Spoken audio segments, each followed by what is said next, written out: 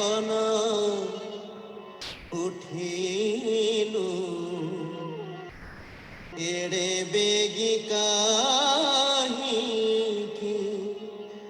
ঘন উঠিল এড়ে বেগি কাহিকি রে ঘন উঠিল এড়ে বেগি কাহিকি রে দধি মাথাই দেব নাহি রে দধি মাথাই দেব নাহি রে ঘন উঠিল এড়ে বেগি কাহিকি রে ঘন উঠিল এড়ে বেগি কাহিকি রে দেহ পাশরি দণ্ডে নিদ্রা নাগলু চাণ্ডে দেহ পাশরি দণ্ডে নিদ্রা নাগলু চাণ্ডে বিটলা হেলু মোরা বিটলা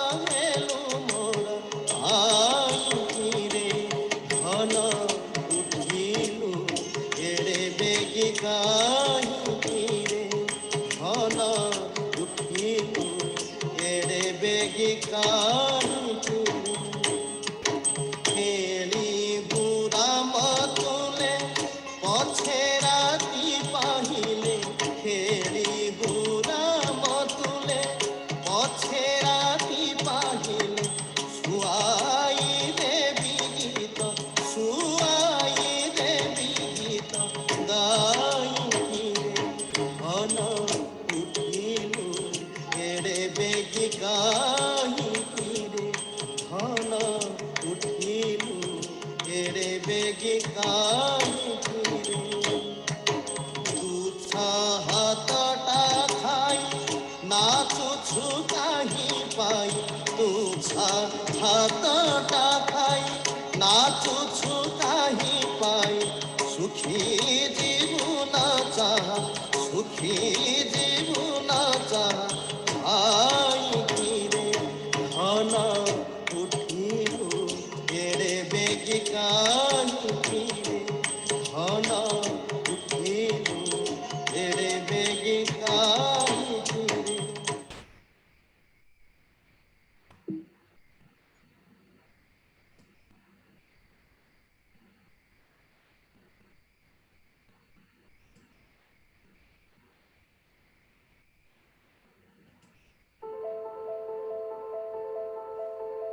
Willpower is very much like a muscle.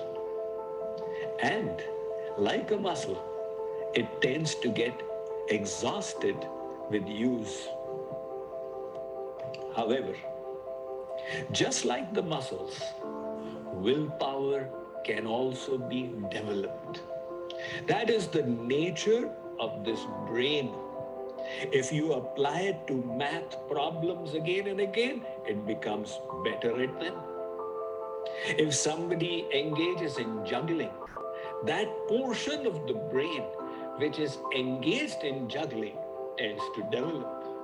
And similarly, we can develop our willpower by exerting it.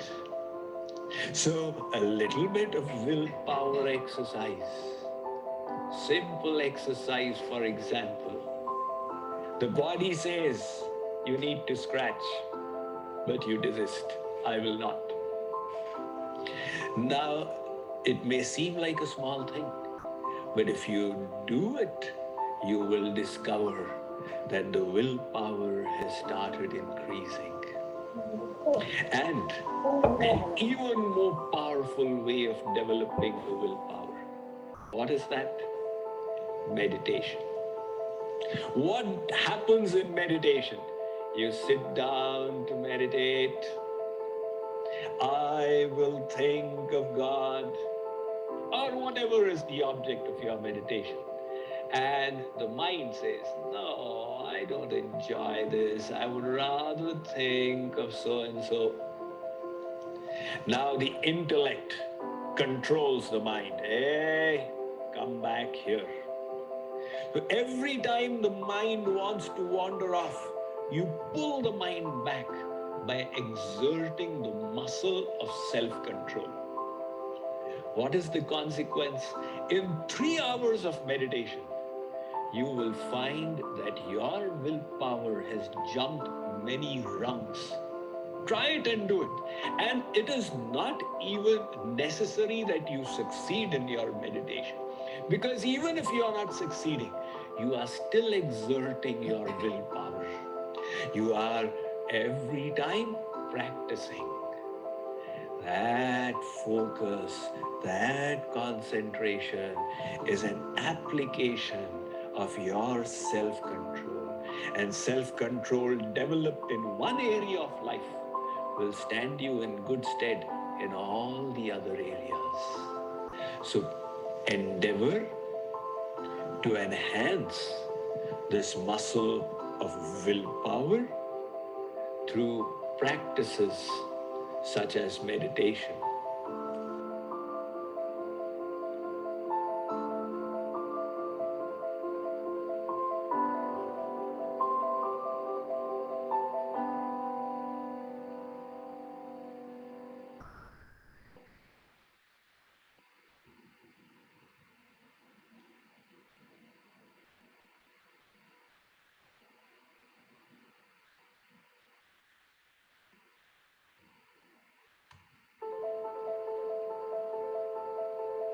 Willpower is very much like a muscle. And like a muscle, it tends to get exhausted with use. However, just like the muscles, willpower can also be developed. That is the nature of this brain. If you apply it to math problems again and again, it becomes better at them. If somebody engages in juggling, that portion of the brain which is engaged in juggling tends to develop. And similarly, we can develop our willpower by exerting it. So, a little bit of willpower exercise. Simple exercise, for example. The body says you need to scratch, but you desist. I will not.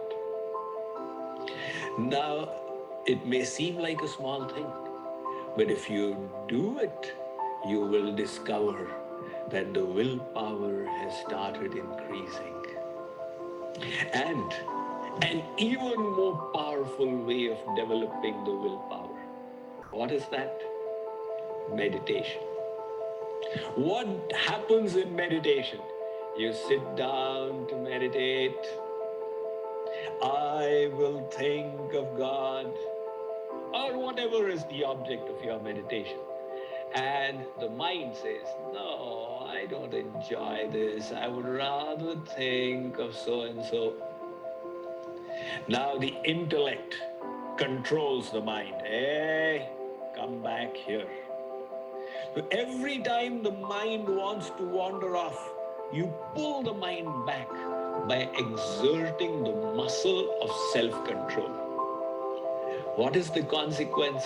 In 3 hours of meditation, you will find that your willpower has jumped many rungs. Try it and do it. And it is not even necessary that you succeed in your meditation. Because even if you are not succeeding, you are still exerting your willpower. You are every time practicing. That focus, that concentration is an application of your self-control. And self-control developed in one area of life will stand you in good stead in all the other areas. So endeavor to enhance this muscle of willpower through practices such as meditation.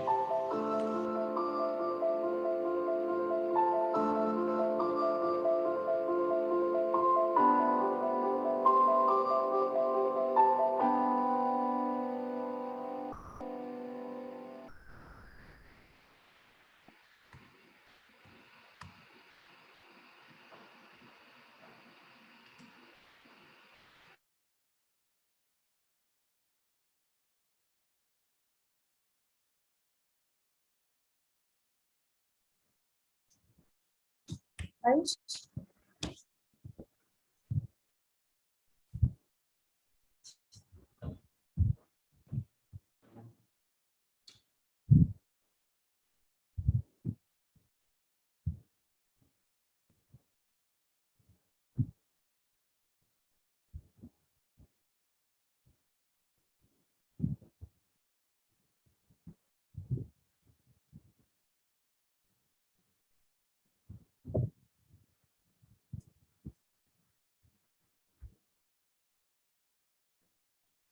Devala madam, Yes, yes. Vice Chancellor is asking the link to join. And It is very much like a muscle. And like a muscle, it tends to get exhausted with use. However, just like the muscles, willpower can also be developed. That is the nature of this brain. If you apply it to math problems again and again, it becomes better at them.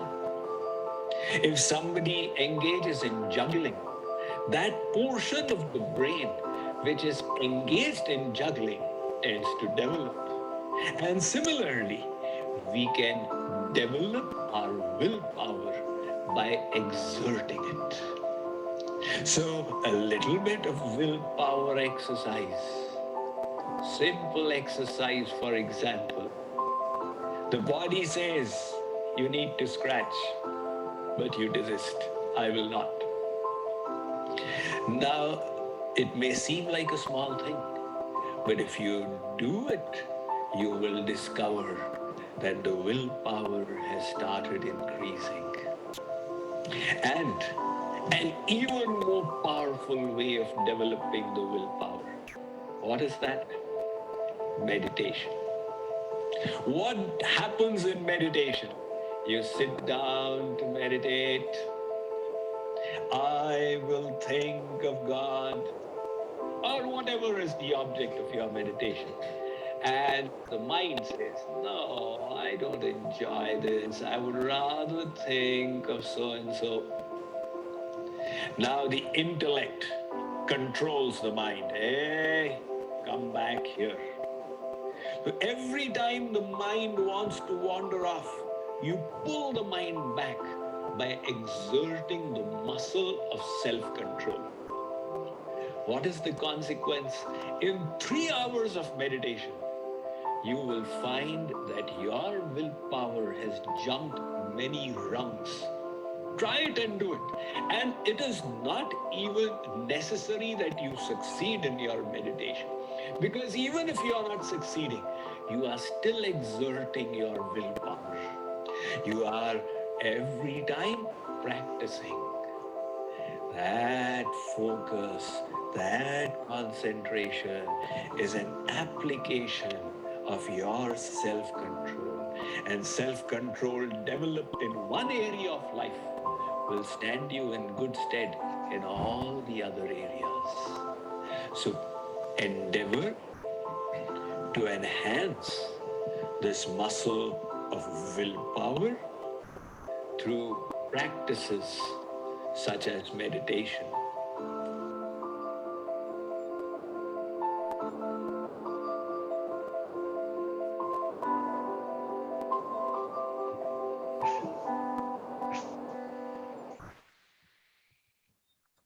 Ram Swamiji. Namaste. Yeah, how are you? I am very well. How are you? Fine, sir. All are waiting for you. Pranam Swamiji, how are Very you happy to doing? be.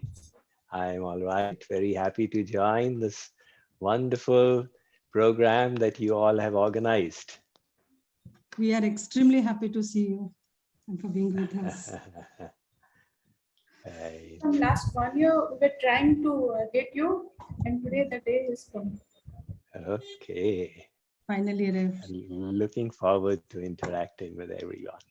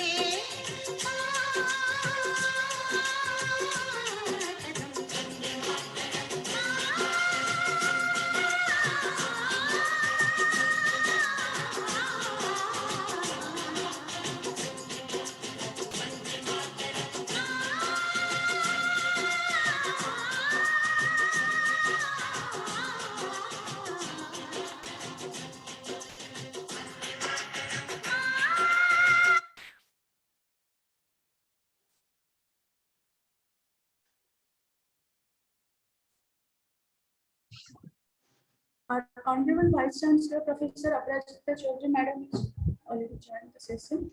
Good morning.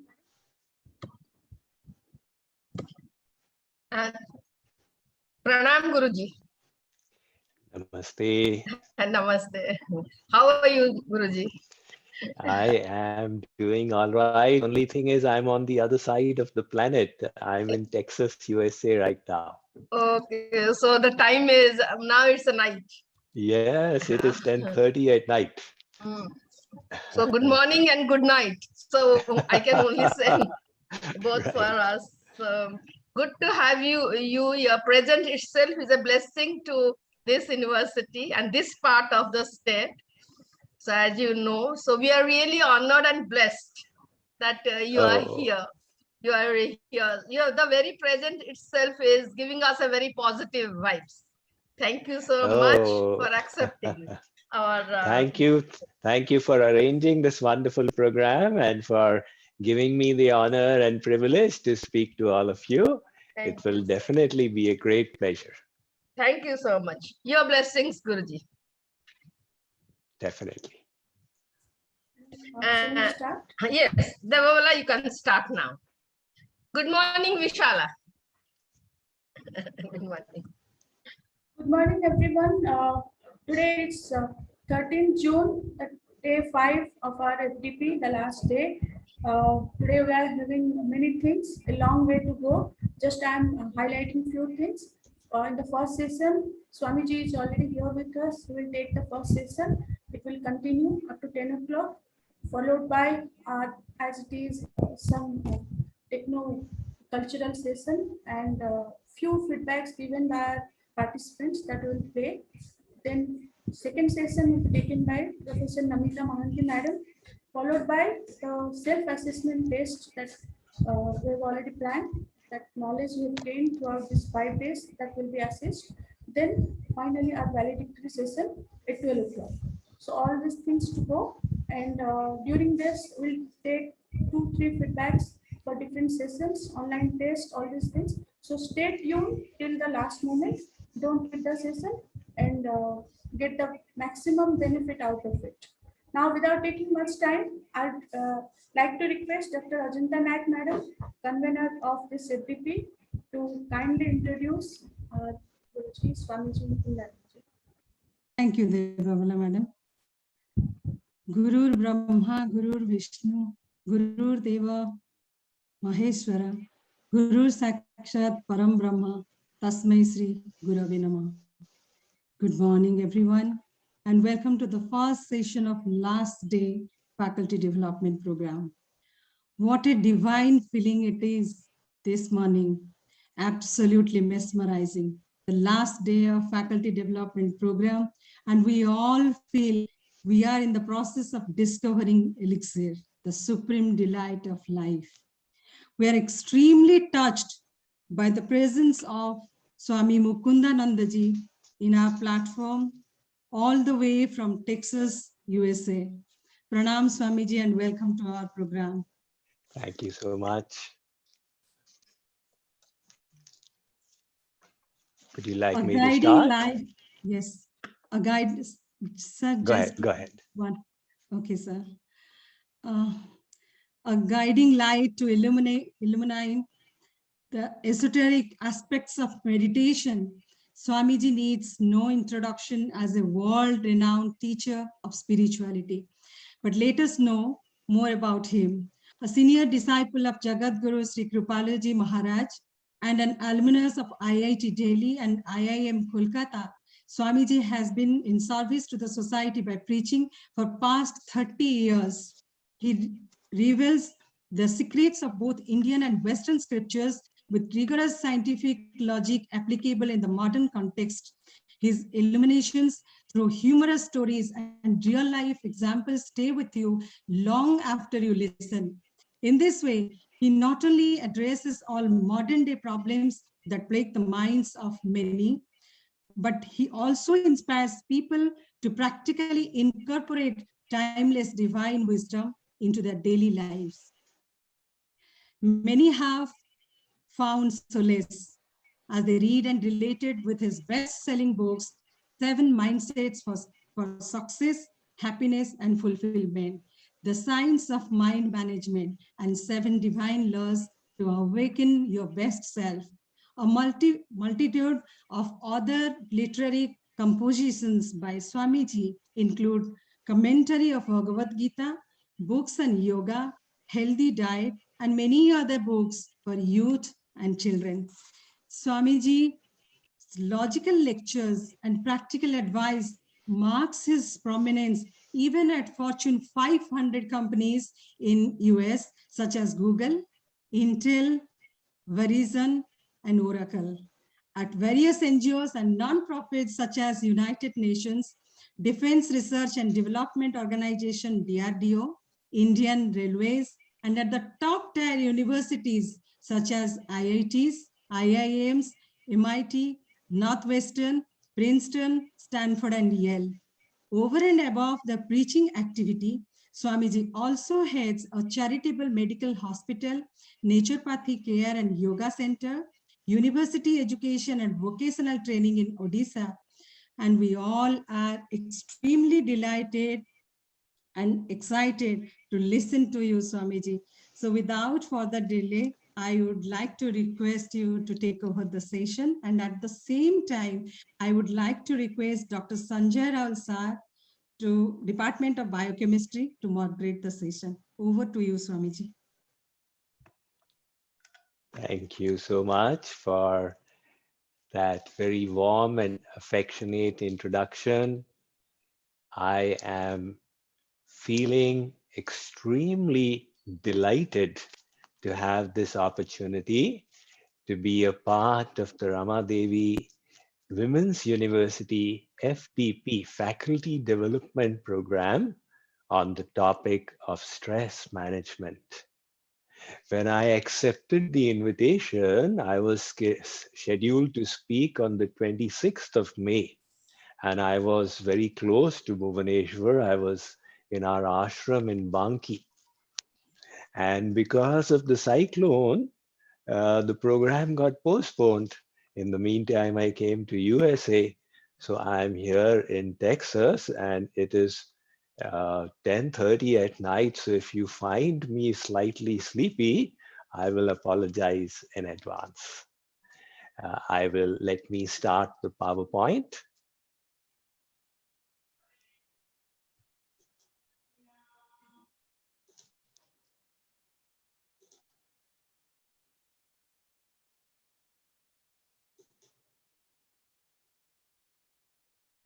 Can you enable me to share the screen?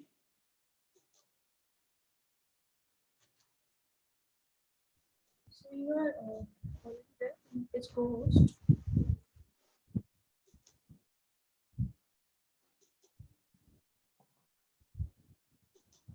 Yes.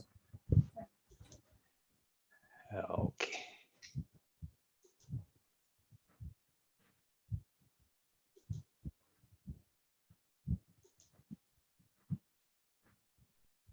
Yes.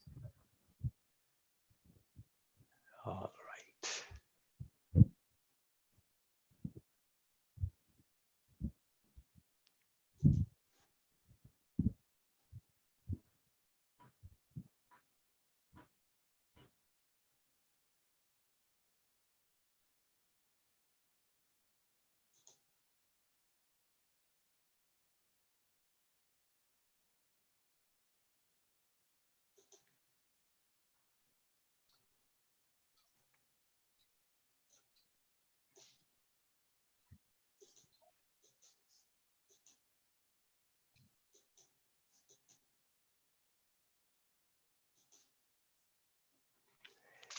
Yes. Everything is in order? Yes. Yes. Okay, wonderful. So the topic I will be speaking to you all about today is the spiritual perspective of the problem of stress management that all of you have been discussing over the last few days. And the agenda will cover 10 modules which you can see here in front of you. And subsequently, if there is time remaining, I will love to take your questions. So if any question comes to your mind while you're listening, do note it down, and hopefully I will be able to take it. The reality of modern life is that we all have to wear so many hats. As a mother, as a daughter-in-law, as a wife or a husband, a teacher, a student, a member of society, and so on. The consequence of the complexity of modern day living is stress. It's so surprising to note the statistics that in India, 89% of the people are experiencing stress. A very interesting story I'd like to share with you. John D. Rockefeller in the 19th century was the richest man in the world. He was the founder of the Standard Oil Corporation in Houston, Texas. So on one particular day, he had a business decision to make. Goods of the Standard Oil Corporation had to be transported from Houston to Chicago by railroad. The dilemma before Rockefeller was whether to get them insured or not. Insurance would have cost $150. So although he was such a wealthy man, he was tremendously attached to money. And the thought of parting with $150 unnecessarily was unbearable. So he decided to save on the insurance. After the train left Houston station, he got the news that a storm had developed on the way and the train was in danger. Now he thought, I have been penny wise and pound foolish. So he decided to use his clout with the insurance company to procure a late insurance. He went to their office, it had closed for the night. He got them to come back and open it and give him the policy. He walked out with the insurance policy at midnight. Next morning, he got the news that the train had reached Chicago all intact. He had unnecessarily wasted $150. This disturbed him so much. He kept pacing up and down his office room till 2 in the afternoon. The stress of his business situation became unbearable to him and started impacting his health. His doctors warned him that if he did not significantly change his lifestyle, he would not live more than 3 years longer. So Rockefeller made a decision. He changed his lifestyle, his attitude. He's established the Rockefeller Foundation, which did charitable work around the world. And himself, he continued to live for another 25 years. This story is from 140 years ago. Since then, the world has speeded up through social media, instant messaging, emails, video chats, and so on, until stress has become a widespread ailment. This is also called the executive's disease. Executives who are in a competitive professional environment and who have the burdens of important decisions to make, they experience stress far more than the normal. Let us move on to the biology of stress. What happens when this sentiment rises from within? The brain, it signals to your bodily organs to secrete cortisol and epinephrine. So the brain causes an increase in cortisol and epinephrine, and these two chemicals, they impact the liver in producing more glucose. So stress increases the sugar level in your blood. Now, if the stress is for a little while, the body can adjust to it. But if the stress continues day after day, week after week, or even month after month, then the natural consequence is diabetes, elevated sugar levels, the hardening of the arteries, and consequently heart problems. Medical science today has discovered a correlation between stress and 33% of the physical afflictions of our body. So there is this connection between the mind and our physical health. I was just going through the PowerPoint that was being shown, and you have discussed some aspects of this topic. Let me tell you a very interesting story. In Australia, there are some Aboriginal tribes, like we have Adivasis in our India as well. These Aboriginal tribes of Australia, they have their own sets of beliefs. And one of the beliefs is that every village has a witch doctor. So they have so much of faith in the powers of their witch doctor that if the witch doctor warns somebody, lifts a hand up to the heavens, and then takes a bone and waves it around somebody's face while incanting mantras, chants, that person believes that some evil from heaven is being pulled down by the witch doctor and being thrown into the person who is getting boned.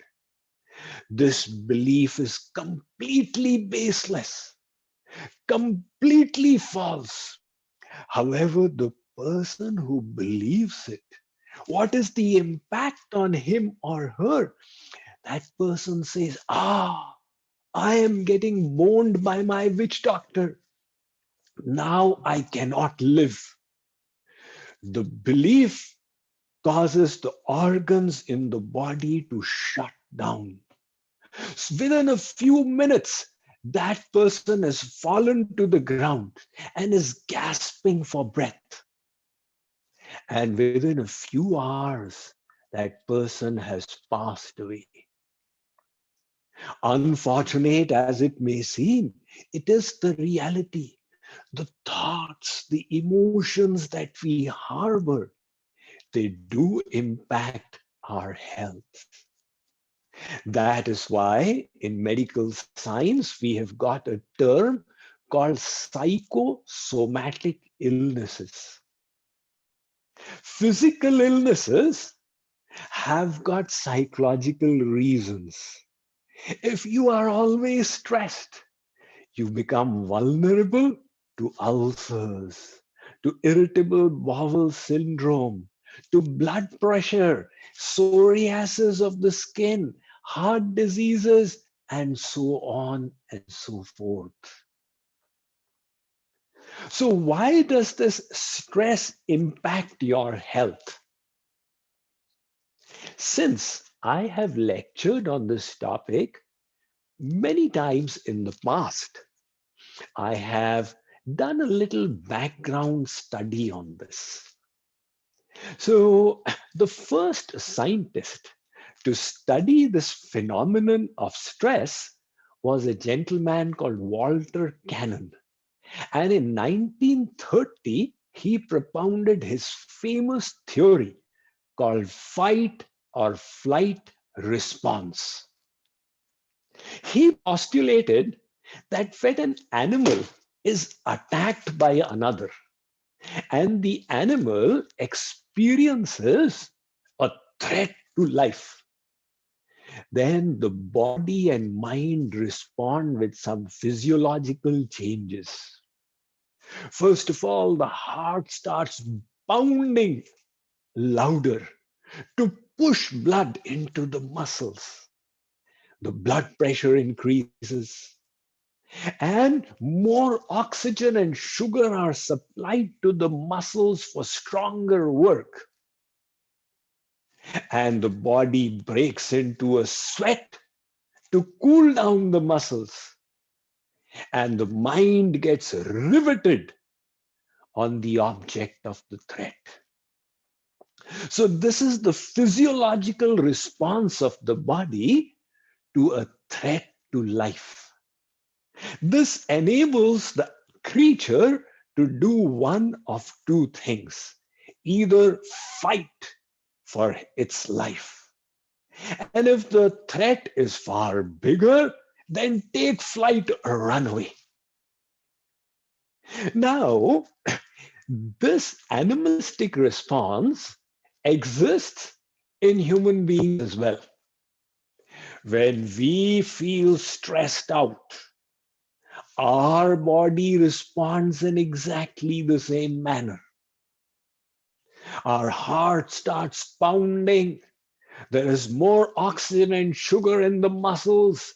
There is sweating to cool them down, and the mind becomes riveted.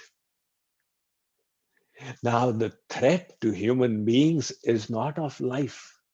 It could be a financial threat. It could be a social threat, an emotional or spiritual threat. And all these kinds of risks, they require a calm, cool mind. Now, when the heart is pounding, it's not going to help you in any way. That is why stress becomes dysfunctional for human beings. So let us try and create a definition for stress. To an engineer, stress would be the force in a beam, a machine part, a structure that tends to break it, twist it, turn it, shear it, or crush it. That is stress.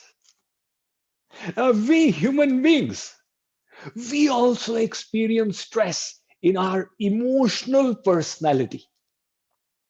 When we perceive that the situation I am facing requires more resources, more finances, more wisdom, more strength, more maturity than I possess. So when we perceive I don't have the resources to handle the situation, that is when our emotional personality comes under that stressful situation. So interestingly, stressful situations are not necessarily bad. They are challenges. If we maintain a proper attitude to them, they can inspire us to grow. So a world without stress would be like a school without exams. Now the student may say, "Madam, I don't want any exams." The teacher will say, "My child, If you don't have exams, how will you go to the next class? Likewise, just as exams are there not to break us, but to promote us. These stressful situations are created in this world so that we face them, and it brings out the best in us. That is why Swami Vivekananda said, now hear this carefully, life is the continual unfoldment of a being under circumstances tending to press it downwards. So what is life? It presses us, creates difficulties and obstacles and hurdles. We face it.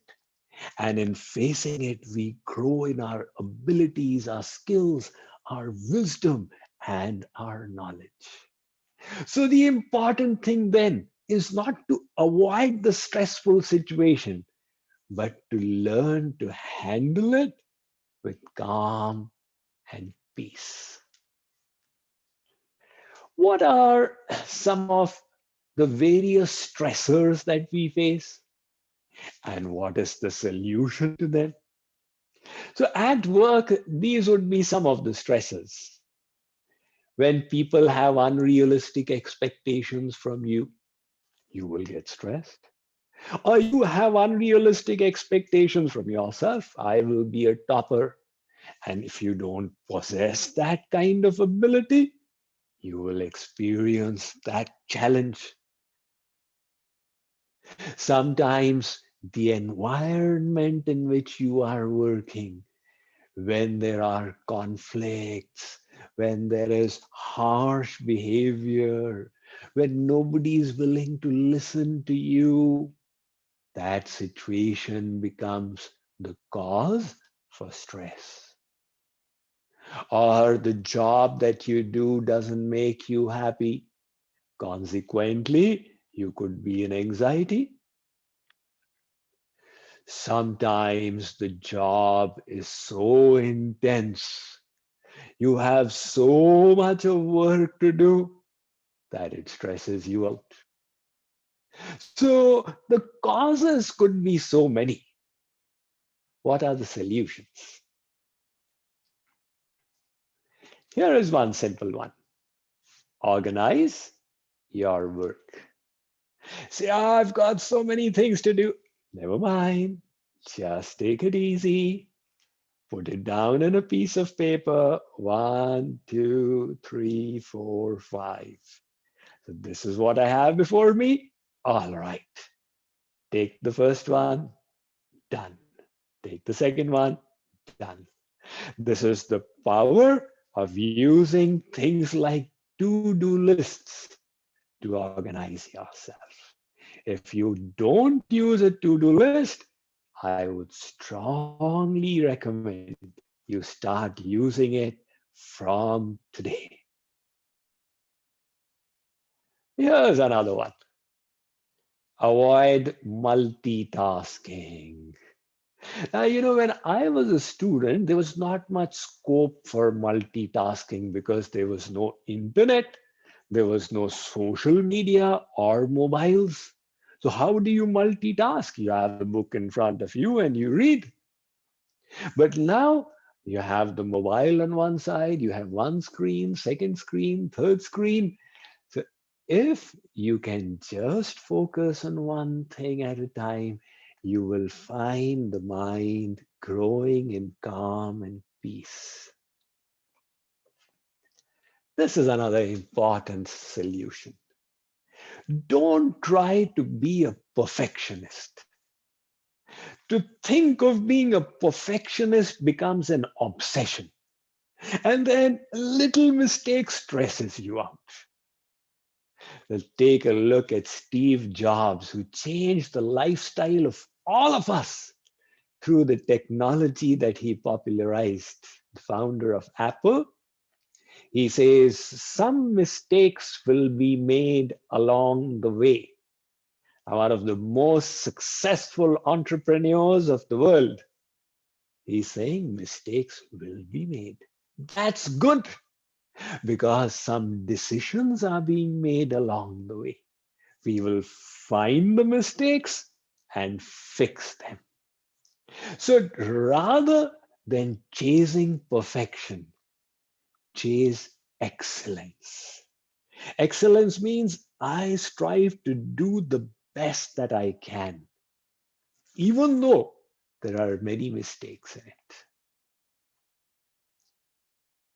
Okay, now we come to some more spiritual solution here. Deep breathing. If you ever go for an interview and find your heartbeat has started increasing before the interview, or if you have to go for a public speech and when you face the crowd, find your heart has started beating. It used to happen to me when I was a student. If I had to give a lecture, I'd find my heartbeat has increased. So I used to do deep breathing. And immediately the heartbeat would reduce. Interestingly, the breath and the mind are connected. So if you slow down your breathing, the mind naturally becomes calm. This is a common sense solution. If the work is stressing you out, take a break. A small break means you go to the water cooler, spend 5 minutes there chatting with a friend. By the time you come back, the stress level has reduced. Or a bigger break in the at the end of the day, listen to some music, etc. Or at the end of your month, go for a vacation. Naturally, these breaks will reduce your stress. Now remember, when you are stressed, what do you eat? The mind wants some kind of diversion. And junk food is an easy diversion. The sugar, the salt, the fatty oils on it, they become like an addiction for the body. So when you are stressed, remember, don't go for those soft drinks and junk food. Eat healthy food.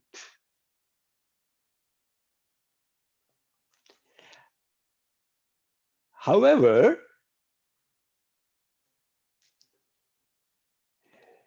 these solutions which we have discussed, I do believe they may have come up in this FDP program so far. Now, they are all great and they must all be tried, but none of these will finish stress because they are focused on the symptoms. They are not going to the root of stress. So it's just like if you have malaria and the symptom of malaria is fever. So if you try and reduce the fever through paracetamol and crocin and aspirin, the malaria will remain. The basic disease is still inside. Similarly, you say, okay, I'll take a break, I'll listen to music, I'll do yoga, I'll do meditation, I'll do deep breathing. Very good. But the root still remains. So what then is the real cause of stress within ourselves? Remember, it is not hard work. You can be working hard and enjoying it. Wow, I did the best that I could. Sometimes if you study hard, it gives a sense of fulfillment to you. So hard work in itself does not cause stress. Then what is the cause of it? Attachment. Here comes the answer. When you are attached to an outcome, ऐसा होना चाहिए, ऐसा नहीं होना चाहिए. That attachment, and you're not willing to accept another outcome, that is what stresses people out.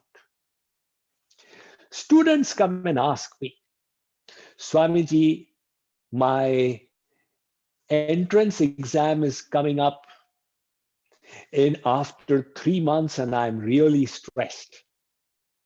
I say, why? Because you have to study hard? Yes, Swamiji, that's because of that I am stressed. I say, absolutely not. Studying hard will not stress you. It is your attachment. Kya hoga in that entrance exam? That becomes the cause of stress. You have your own internal assessment exam. When people take the internal assessment exam, there is no stress. So why does the board exam cause stress? Because there is attachment to the results. So the spiritual perspective is this, that stress is coming out of some kind of attachment. In business, if the business person is attached to the profits, then it causes stress. If that attachment was not there, he or she would have been doing the business with the mind calm and peaceful. So once we understand that the cause of stress is asakti, then we get the way to get out of it. And what is that? The Bhagavad Gita is telling us 5,000 years ago the science of work. This verse, I think every Indian knows. This one verse of the Bhagavad Gita, everybody has heard it. Karmanyevadhikaraste ma phaleshu kadachana. Lord Krishna says, Arjun, do your duty. He's not saying you give up your work, you stop working, you run away from the world, you become a vairagi, tyagi, sannyasi. He's saying, do your work, but don't be attached. So this is the art of how to work. Focus on the effort and leave the results in the hands of God. Now, the results of our work are not in our hands in any case. They are dependent on so many things. The efforts of others. Now, let's say that you applied for a job interview. Is your success dependent upon your efforts alone? Of course not. There are so many others who have also applied. It depends on their efforts. It depends on a little bit of luck, what questions got asked. It depends upon your past destiny that is carrying forward. It depends upon the will of God. So many things determine the outcomes. So what is in your hand is only the effort. The Lord Krishna in the Bhagavad Gita says, Arjun, focus on your effort. This is the art of working. Take a look at a nurse in the hospital. That nurse takes care of patients so well. There is no negligence. There is so much of care. But if the patient dies, does the nurse sit down and sob and weep out there? No, because the nurse was doing her duty and was not attached to results. In that situation, if there was a mother, she would have broken down and started crying because of her attachment. Here's another example. A cashier is in the bank dealing with crores of rupees. He disburses crores and he takes and deposits crores. But in doing all this, the cashier does not experience anxiety. Oh my God, so little came today. Oh my God, I had to give away so much today. He is just doing his duty and there is no attachment. So, when you start working with this mindset, I will do my best by focusing on my efforts. You will feel you are in control because the efforts are always in your hands. And it'll give you a sense of fulfillment. I tried my best, even though the results may not have come. And when your mind is free from anxiety, you will start enjoying this kind of work. So people work hard. You ask them, are you happy? I'm not happy now. Why are you working so hard? I will be happy in the future. Instead, if you focus on your efforts, let me study to the best of my ability, let me teach to the best of my ability, the journey itself will become beautiful. And when the journey is enjoyable, who cares about the destination? So I like to call this NATO. Now, there was one acronym called NATO that I studied when I was in middle school, North Atlantic Treaty Organization. This is a different NATO. This is not attached to outcome. Just like people play golf. Now it's all about score. Did I score enough? Did I score less? So they are not enjoying the game. In fact, the mind is distracted because a portion of it is on the results. If you apply the technique of NATO, forget about the results. Let me focus on hitting the best shot. You will find your golf has become enjoyable and you have played the best game of golf in your life in that time. Let's take inspiration from people who are eminently successful. Now, Ratan Tata needs no introduction.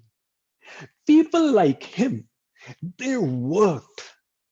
And you ask them, why were you working for? Was it name? Was it fame? Was it money?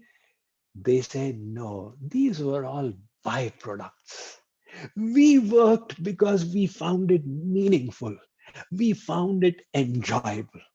So Ratan Tata, he says, power and wealth are not two of my mainstays. I was just working because I enjoyed it. Now, Elon Musk has been in the news over the last 1 year because he shot in as the wealthiest person in the world and then subsequently lost that position as well. But here's a quote from him. He says, for me, it was never about money, but solving problems for the future of humanity. Sundar Pichai also needs no introduction, the CEO of Google. He says, you might fail a few times, but that's okay. You end up doing something worthwhile, from which you learn a great deal. So they are looking on work, not just for the results, but from a higher perspective. People here ask me a question that, Swamiji, if we are not attached to outcomes, will we not become lazy? Will we not become careless? Actually, quite the reverse. That freedom from attachment will keep your intellect alert and optimal.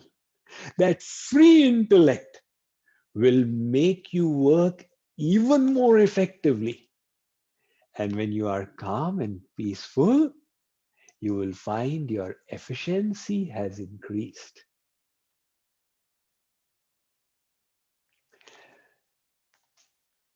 Take the example of a surgeon. A surgeon, let us say there's Dr. Mahapatra at the Apollo in Bhubaneswar. He has conducted 10,000 surgeries. He's about 55 years old. And he is considered an expert in his field. But today, his son has had an appendix burst and an immediate surgery is required. He says, I will not do it. Why? You're the best surgeon in town. I am attached. In that attachment, my mind will not work. I will call my friend and he will do it. So the surgeon realizes that detachment helps improve performance. This gentleman called Thomas Corley, he interviewed 200 millionaires. And what did he discover? That all of them were just working because they enjoyed it.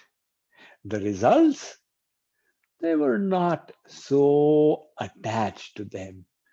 The results automatically came. And in the process, they were calm and relaxed.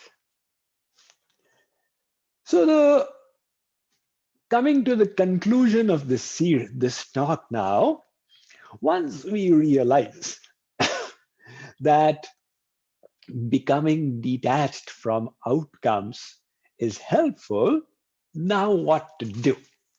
So we come to the principle of karma yoga. What is karma yoga? This word yoga has become popular all over the world. The statistics in America reveal that 1 out of 7 people is practicing yoga. So when I first started coming to USA, when I was in Washington, my host said to me, Swamiji, let me take you to an American yoga studio today. So I said, sure, don't tell anybody that Swamiji is a yoga teacher. So instead of my traditional sadhu attire, I wore a t-shirt and short pants and I tied my hair behind and wiped off my tilak. So I became a little Americanized in my dress and I said, let's go. Where are we going? He said, we are going for hot yoga. I said, you mean hot yoga? No, no, no, no, no. We are going for hot yoga. I said, all right. So when we reached there, the room temperature had been lifted to 105 degrees Fahrenheit. So 105 degrees Fahrenheit would be about, I think, 42 degrees centigrade. It was really hot. So of course, growing up in Delhi, I was habituated to 45 degrees centigrade. But when in 45 degrees, you don't do yoga. You're inside. And here at 45 degrees, you're doing so much of yoga. So after 1 hour, 15 minutes, everyone was exhausted. And the instructor said, everybody lie down. Everyone was on the floor. So somebody was there for weight reduction, somebody for beauty, etc. So I asked my host that where was the yoga in all of this? What is yoga? It is not just exercise. The word yog comes from the Sanskrit word yuj, which means to unite. So yoga is the union of the individual soul with the supreme soul. And how do you accomplish that yoga? Our Bhagavad Gita has given us Karma Yoga. So Karma Yoga states that you do two things, do karma and yoga. Let us say that you are a student or a teacher, you do your duties with your body. But the mind, keep it in God. So body and the world, mind and God. That is Karma Yoga. This is Lord Krishna's instruction to Arjun. Lord Krishna says, Arjun, sarveshu kaleshu mamanusmara yudhya cha. Arjun, at all times, you are a Kshatriya, your duty is to fight the war, carry on fighting. But alongside with that, you remember me. So,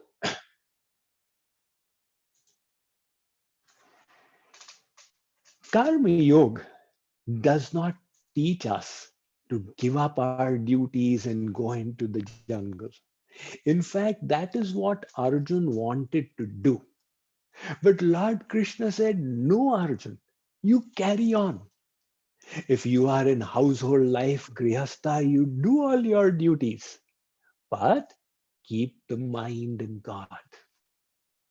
So before hearing the Bhagavad Gita, Arjun was a warrior. After hearing the Bhagavad Gita, he was still a warrior. What changed? His consciousness changed. Earlier, he was thinking, I have to fight this war for myself. And later on, when he became a Karma Yogi, he was doing the same thing for Lord Krishna. The Karma Yoga teaches us to do everything as an act of service. And when you do it as a form of service, you do it even better than before. I will end with one story. You would have heard the name of Tansen, the great Indian musician who with his singing could cause deepaks to light and the rain to fall. That Tansen, he was one of the jewels in the court of Akbar. So he asked Akbar,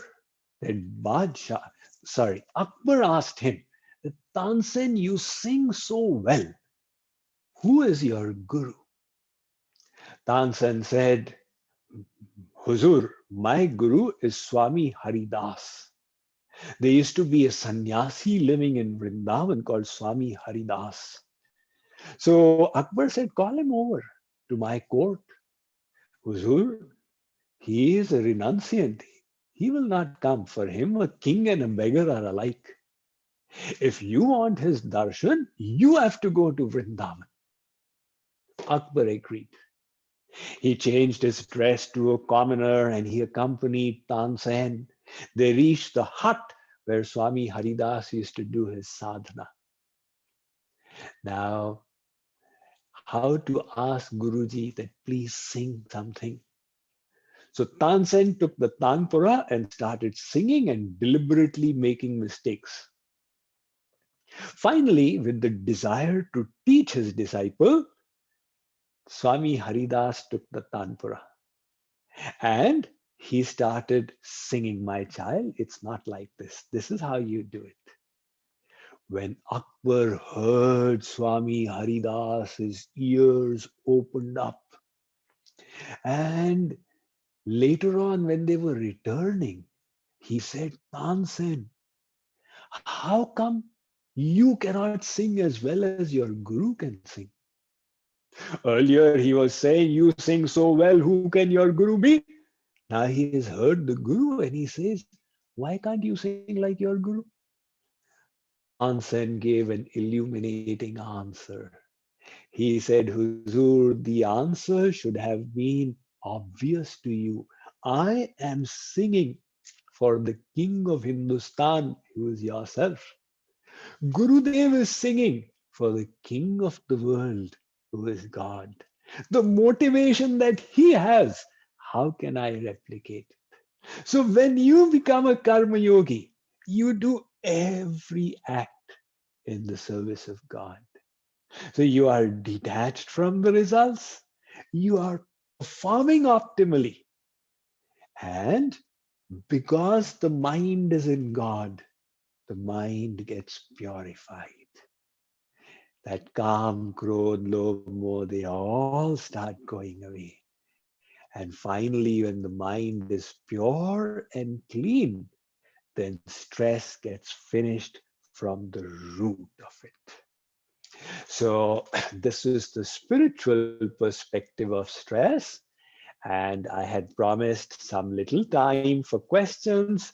So as much of time as your program can allow, we can definitely have. Thank you, Swamiji, for this mesmerizing talk. Now, I would like to request Dr. Sanjay to start the question answer sessions, please. Pranam Guruji.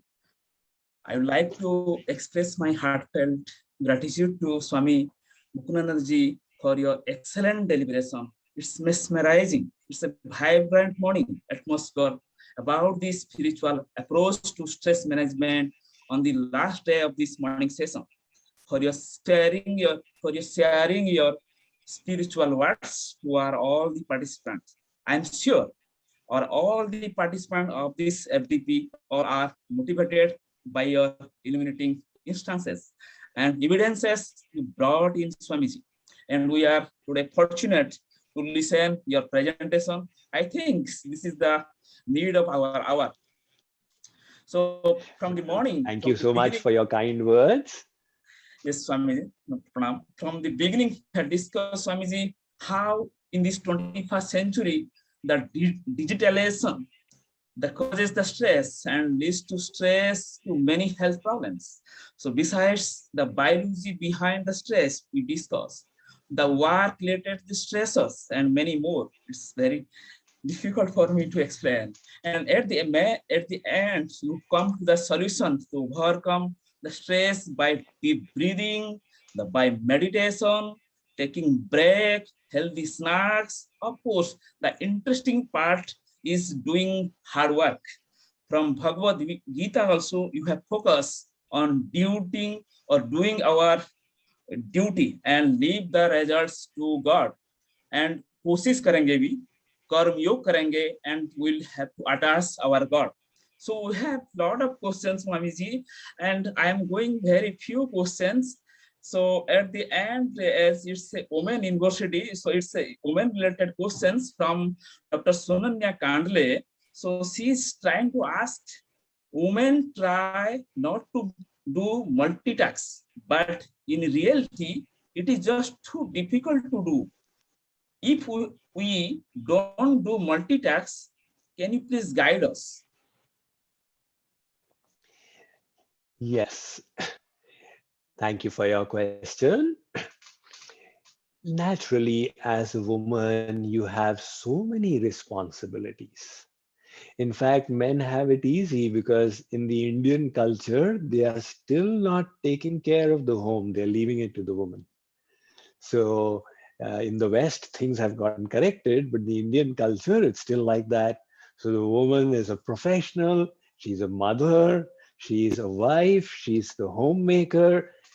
But the tendency to multitask is to do so many things at the same time. That stresses us.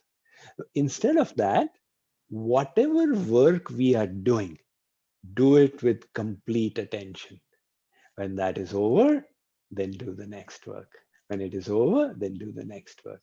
So you will be doing many works, but not multitasking on them at any one time. Now, the digital media is what complicates things because then we start doing unnecessary things. On one side, you are working on your office presentation. On the other side, there's a screen for surfing or listening to the media news. That then distracts the mind. If we can shut that out and start developing a self-discipline, that when I do this work, I will not let my mind get distracted. I will stick to it, finish it, because then I will be most efficient. And then I can move to the next and to the next. Thank you. I Thank you so think, much. Yes, yeah, ma'am. I'm going to ask because I cannot resist myself asking. Sure, sure, sure. You have rightly said, Guruji, that detachment, making attachment is the root cause of all stress.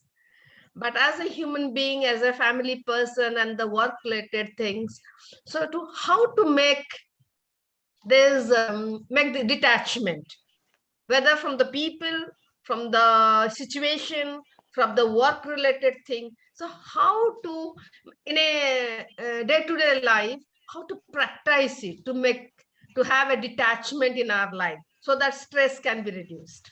Thank you, sir. Yes, that is a very important question. This attachment is natural because we are human beings. Now, if you are in the Grihastha ashram, you have got children, you will naturally be attached to them.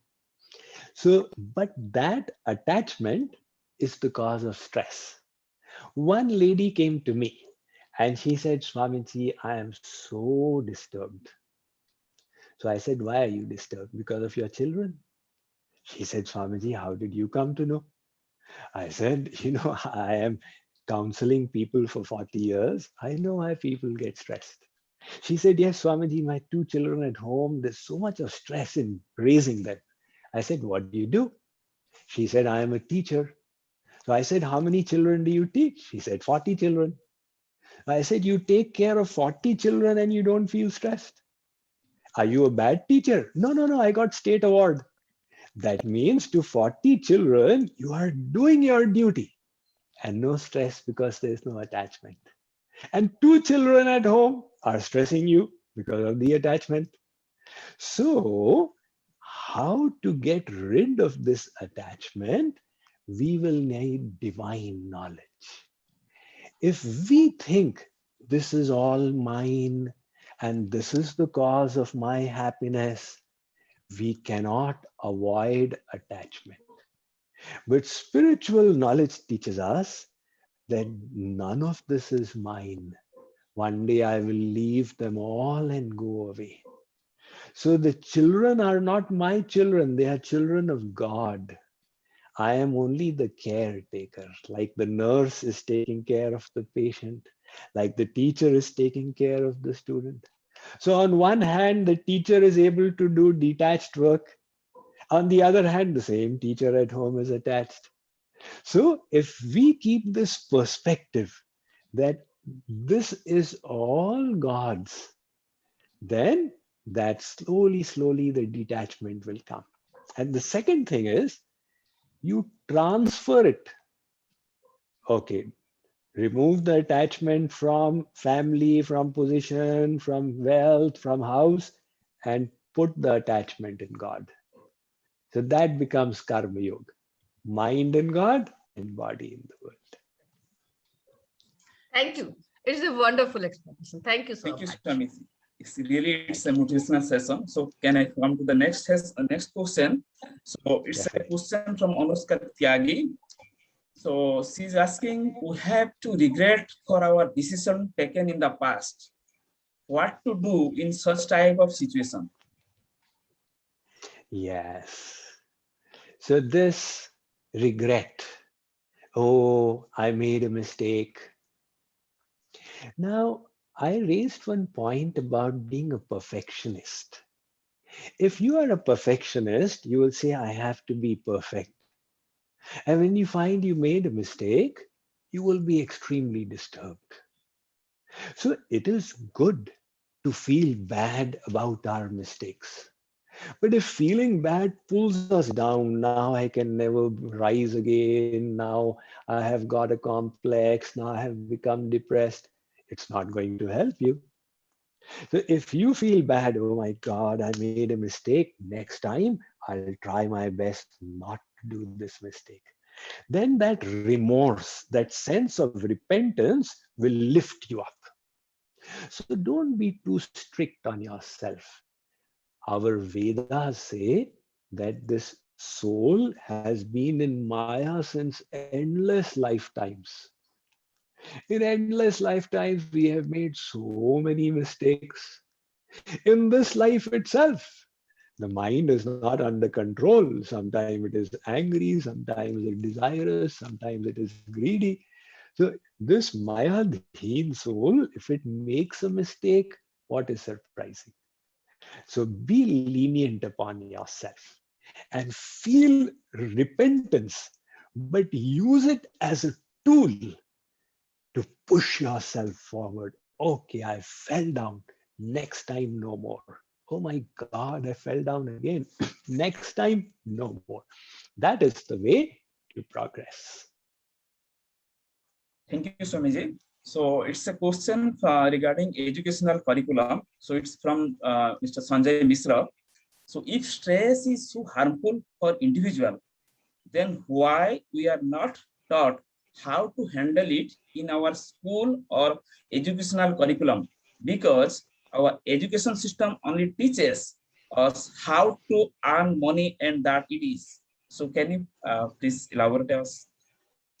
That is, you have brought attention to the reality of this world.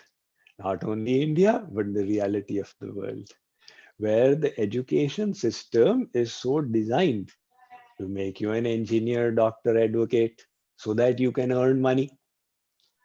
But real education is that by which we become a better human being. And real education is the heart of education is the education of the heart. So truly, our Vedic perspective was that there are two branches of knowledge. There's material science and spiritual science. So material science is what you are learning in colleges and schools in all its different aspects. So this helps you understand the external world and to harness the forces of nature for your bodily comfort and success. But spiritual science tells you about your inner world, the mind, how it operates, how it gets stressed, how you can overcome it. And it teaches you how to master it to manifest your divinity. So true education should have both material and spiritual. Now, when that spirituality is ignored, it becomes lopsided. The people become graduates, but they don't know how to handle difficulties. When a challenging situation comes, they feel crushed. I have come across cases of students who committed suicide. How unfortunate. But they did not have the training on what to do when they went into depression, etc. So this is an important aspect of education. And that is why I'd like to congratulate the Rama Devi Women's University for arranging this program for the benefit of all the students, staff, and faculty. Thank you, Swabiji, for taking us to the spiritual world. So, can I move with some more questions? Okay, go ahead. Just few, maybe few more questions. And so, this questions is that from Mithila Singh. Will it be ethical not to stop with attachment while doing hard work? Okay, right. So if the mother says, if I am not attached to my children, am I doing something wrong? Okay, so, or if I am not attached to my results, am I doing something wrong? No. This is what the scriptures ask us to do. God says, I did not send you in this world to be attached. I sent you in the world to learn how to love me. So attach your mind to me and do your duty in the world. Now, instead of doing our duty, we became attached. So attachment comes with a big baggage. From attachment comes desire. If somebody is attached to something, again and again the mind will go there. And from desire comes greed. From obstruction of desire comes anger. And all this desire, anger, greed, they all pollute the mind. So instead of leading a sublime life, we get all caught up.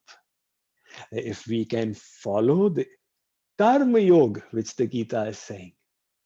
So if we are not doing anything unethical, we are doing what God wants us to do. So we will then do all our duties like Arjun did. If you are a mother, you raise your children with this feeling, they are all children of God. I do my best for them. If you are a teacher, you teach with this consciousness. God has given me this seva to do.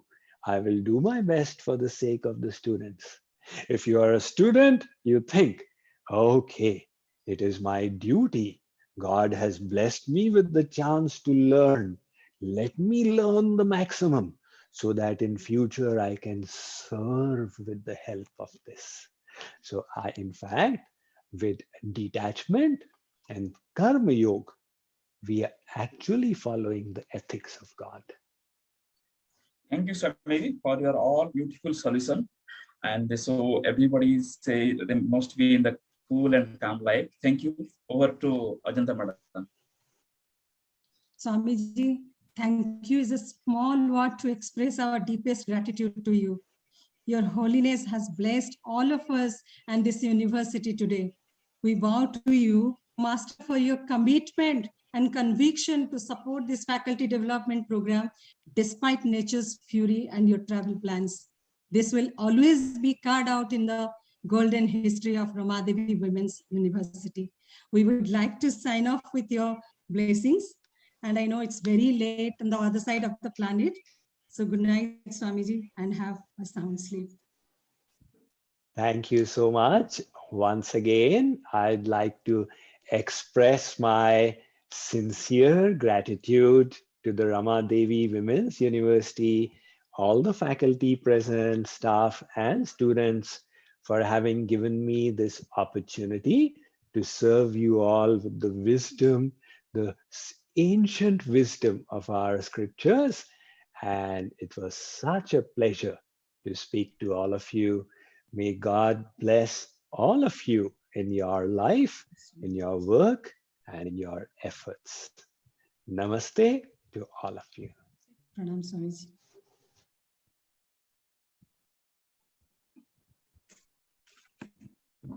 Moving on to our next segment. Any play? Okay, participants, is the feedback is already there in the Zoom chat. I know all of you are mesmerized by this talk. Just give your attention to the Zoom chat. Just give your feedback over there. And now we are going to present few cultural events, cultural plays by our student. In the next session, we start at 10:30. So it's a techno-cultural break. You can enjoy the plays by our student. Please play the videos.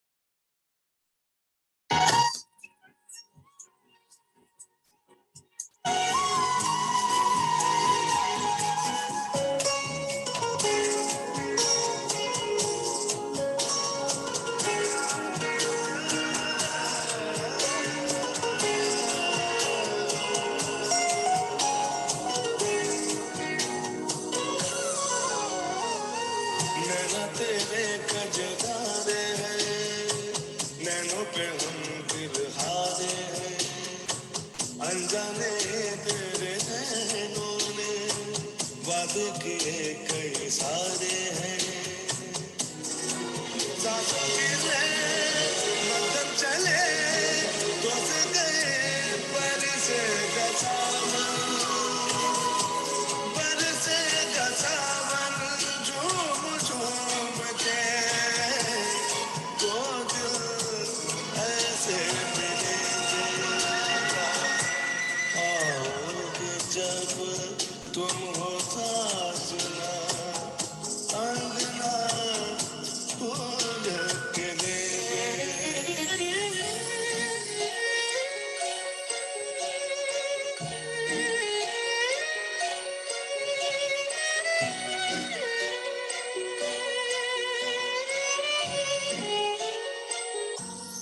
गा बा बा सा सा रे गा, चंदा को ताको रातों में, है जिंदगी तेरे हाथों में, पलकों पे झिलमिल तारे हैं, आना भरी बरसातों में, सपनों का जहां होगा खेला खेला, बरसेगा सावन, बरसेगा सावन झूम झूम के दो दिल ऐसे मिलेंगे।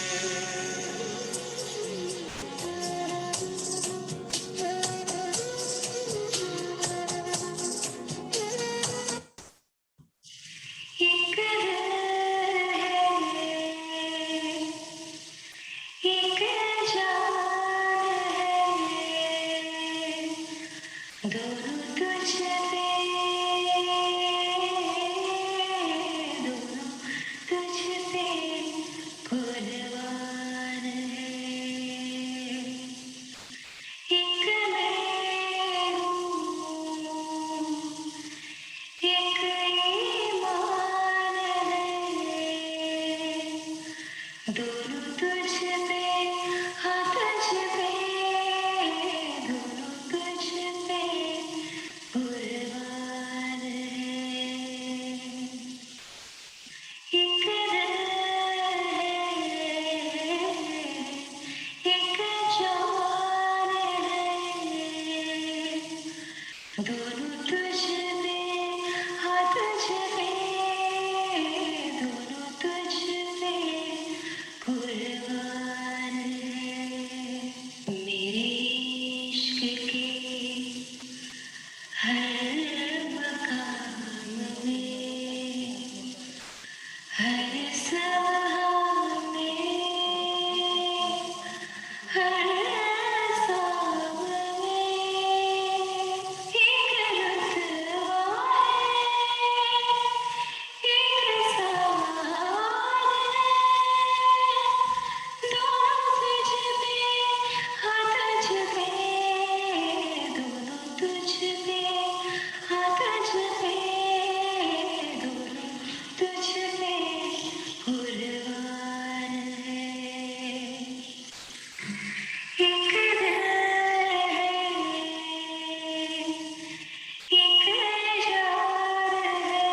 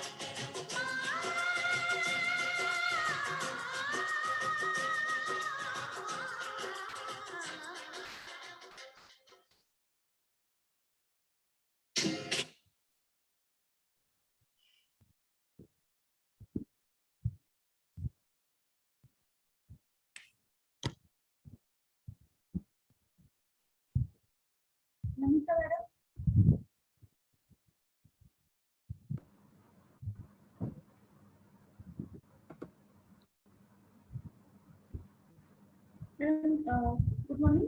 Just you want few screen adjustment and see your face.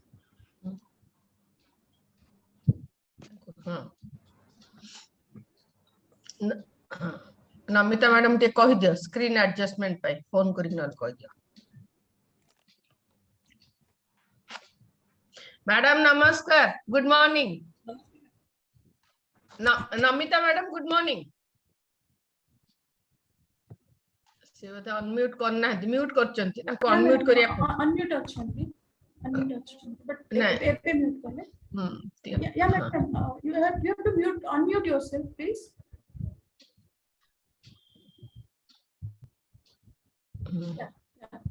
ना, है पर unmute होनी.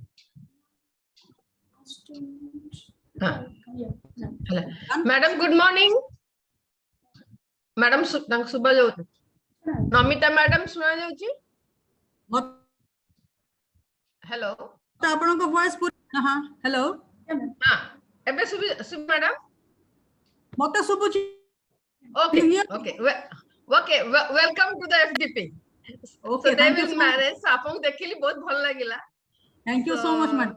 मैडम आपन स्क्रीन टा टिके तळको करंतु खाली तळको हां या आउट टिके बस फाइन. मैडम टिके स्क्रीन से चेक कर दो. The session is over. Screen से चेक कर दो.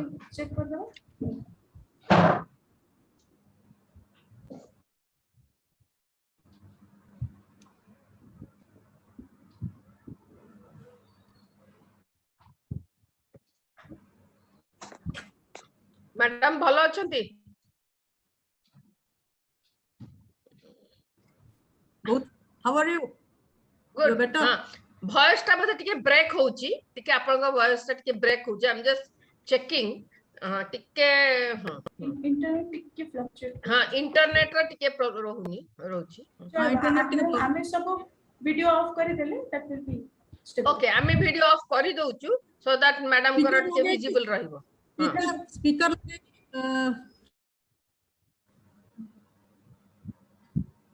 There's a lot of breaking voice होची. Madam, sorry, start the session. No. We can clearly hear you. No issue, sir. I think we start. Yeah. Welcome all. This is the second session of 5th day. Professor Namita Mohanty is there with us. Now, without taking much time, I would request Dr. Sanjay to kindly introduce her, please. Am I audible, madam? Yeah. Thank you, Debala madam, for giving the opportunity to introduce Professor Namita Mohanty.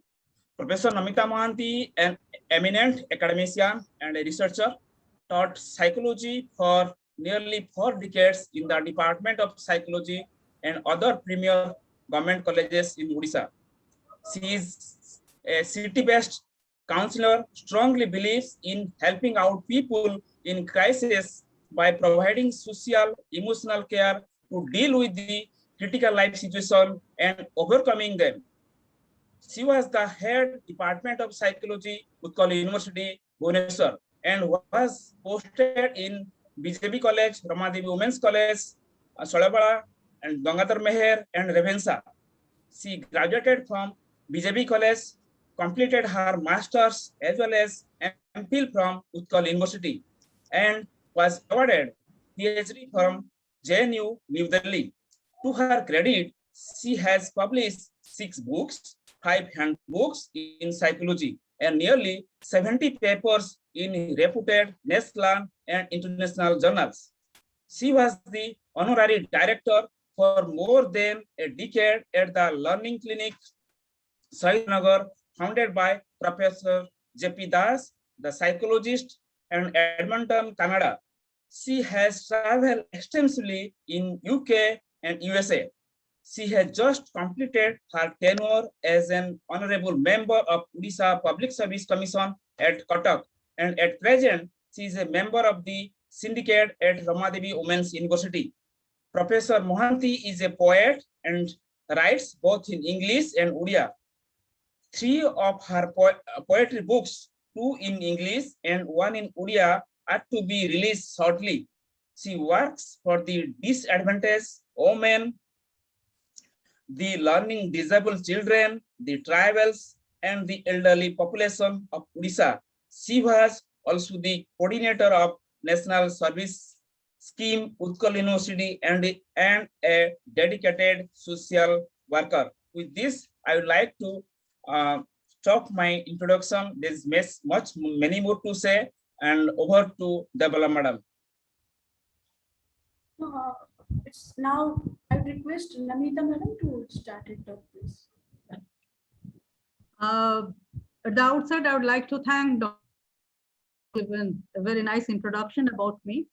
And I'd like to thank Honorable Vice Chancellor, Professor Aparajita Chaudhary, and the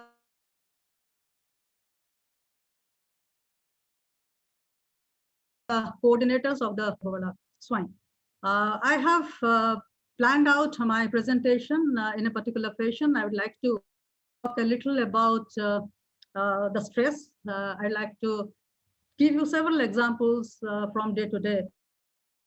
With stress, what happens when we meet with stress, and then I have also kept a few slides stress management, and then finally, if the time permits, I will go for a little bit of testing to know the level of the participants who are present over here, and also the type of personality that they do possess. So with I'll move to my slides.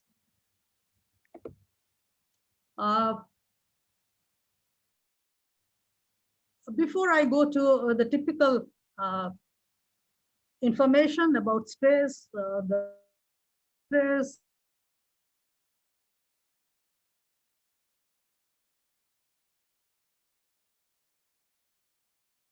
the nature of stress has been going on for the time immemorial. These two proverbs, health is wealth and prevention is better than care. Now, these two proverbs are very, very relevant in every stage of our life. Today, we are facing with a lot of difficulties, and the time has during our childhood and what we are facing today. You know, there is a tremendous change in the nature of life that we are leading. Therefore, we are talking about quality of life. We are talking about lifestyles management, because as we technology and science, we find that many of us are subject to a large number of diseases which were years back. Maybe 100 years back, we didn't know some of the diseases which have emerged over a period of time. So today we are emphasizing on quality of life and leading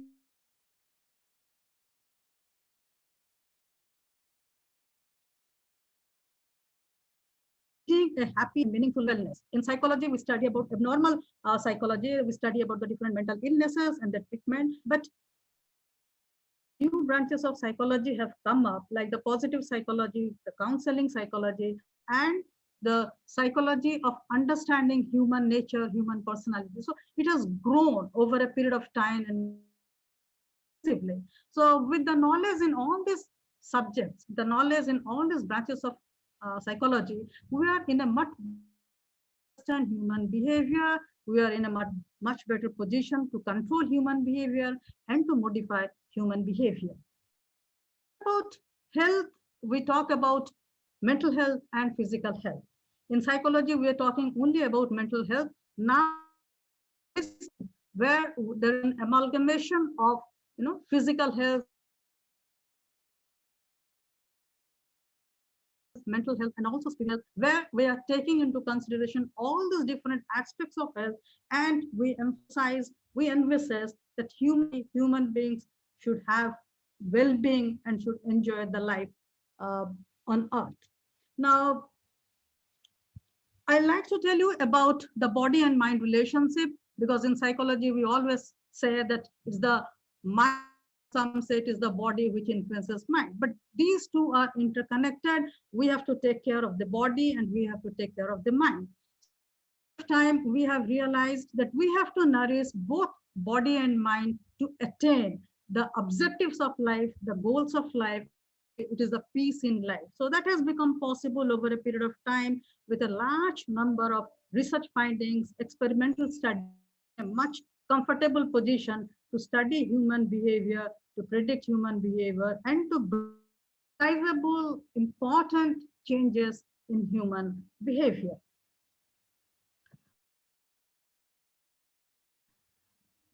Just how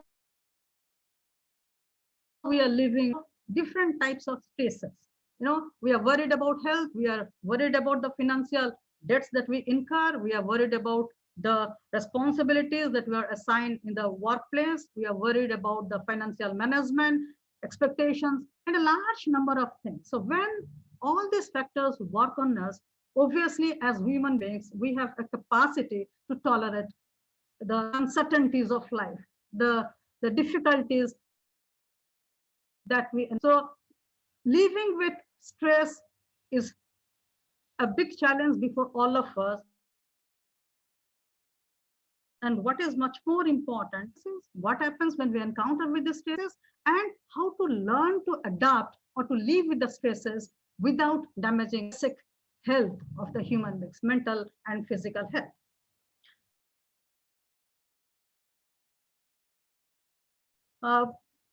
Pictures.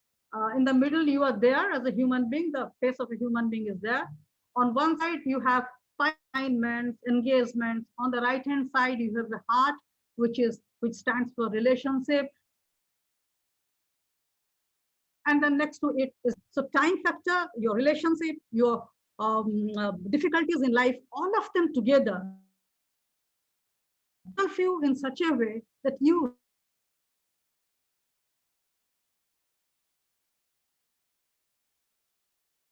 reach a breaking point where it may be intense in nature, and ultimately we develop different type of diseases. And when the stress level reach, we not only develop diseases, at times also we lose our life.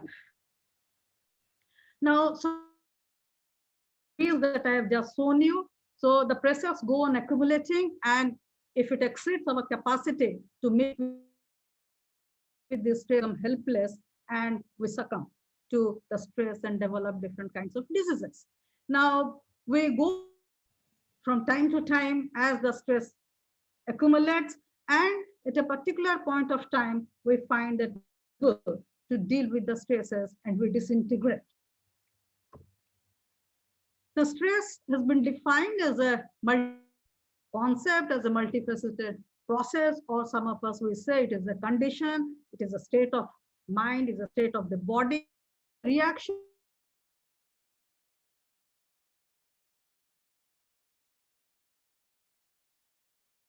to the different stressors, stimuli, which are negative in nature, that disrupt the psychological and physiological functioning of the human beings and to the level best or as we expect to perform. So there is a deterioration in your performance, and when there is a decline, we are not happy with ourselves, because all of us have a tendency to perform in the best possible way, the potentialities that we have within us to the in the best manner. But if you think, you will find that each one of us is different. This is called the uniqueness of human beings. We are different in our attitude, in our temper, in our ability to mix with people. And because of these individual differences, we get differentially affected by the encounter in our life. One of the major determinants of our reaction, the personality type. You must be aware of what is personality. It is the constitution of a number of thinking, feelings, behavior to different situations that we come across. Now, Madam, I would like to say something, Madam. Just yes, Namita, Madam. yes. Actually, the presentation PPT is something else. Yes. Can you show it? It's not coming in coherence with your talk. I think PPT. So if you can manage. Sharing is done by at our end. No, you give it to Madam, because the PPT is something else and Madam's talk is something else. She is not yet shared the screen. So you share you ask Madam to share the screen. because madam is saying something and PPT is something else. So you ask madam to. Is it not showing about the features? No, of no. stress? Actually, we are not able to see your screen. We are just playing your PPT that you have sent us. So that is a share the mismatch. screen, ma'am. You have to share the Can you screen. see this? No, not yet. No, not visible. No, not visible, madam. Bandwidth is a little bit down. That's why. Nothing is visible. Yes. Now network bandwidth is low, so the PPT is not visible from your side, madam. So No, we can go with that, ma'am. So you can, madam can tell which slide, which number of slides, so you can show that. In that way, you can. 15. This is 15. Okay.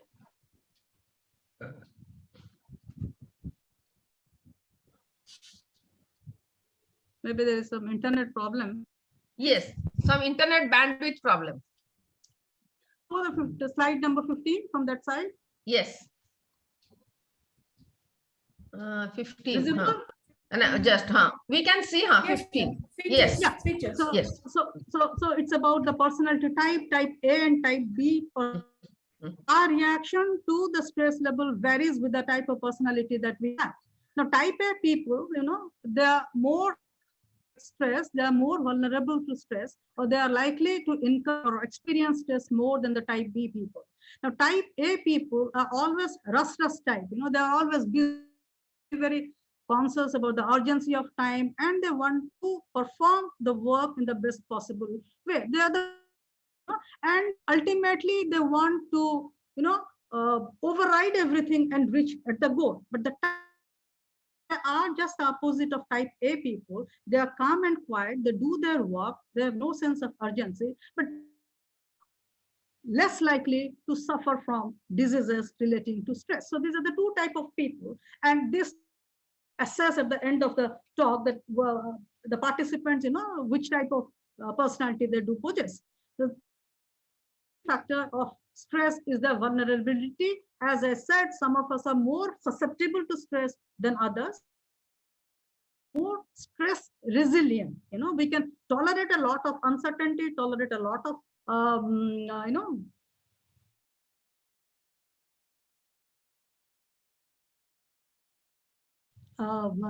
hardiness of personality is another characteristic which determines our tolerance regarding the stress. Now, hardy people, they're committed to the work, they have a greater sense of involvement, and they say that everything is an opportunity, is a chance to prove their merit, it's a chance to prove their potential. They think that they have a greater control over environment. So people who are hardy by nature are less likely affected by stress. Similarly, as we know, optimistic people have a better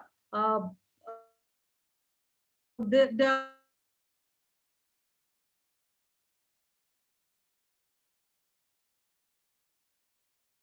much better in there is life. Similarly, our coping mechanisms also different. We have our own coping mechanisms, and some of us employ coping mechanisms our personality or as they're convenient for us. So these are some of the features of what stress is. Now, please show the next slide. The next slide is about, I have just expanded the word stress. Stress stands for strong. Stress may vary from mild to moderate to strong, but usually when there is a chronic stress, continues over a period of time, it becomes very, very strong, and it is very harmful for our well-being. Then tenacious, T stands for tenacious. Tenacious is once we get affected by stress, it gets experience stress unless and until there is an intervention to decrease intensity and the frequency of stress. Then R stands for regular. It's a regular feature, from morning types of stresses and get affected by it. Stress has an emotional component. We suffer in stress which are negative in nature. There is a there is a suffering part to it. We suffer psychologically.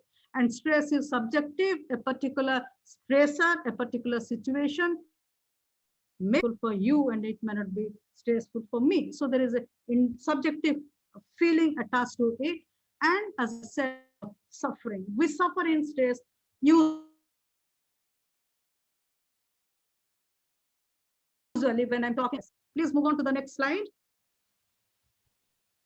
Yes, ma'am. Now this is a very that I'm showing. So somebody was asked, when you don't feel stressed, they said, well, I feel stressed twice in the morning and in the night. That shows throughout the day, of us into account, we have stress. We have to meet with different things, different persons, different situations to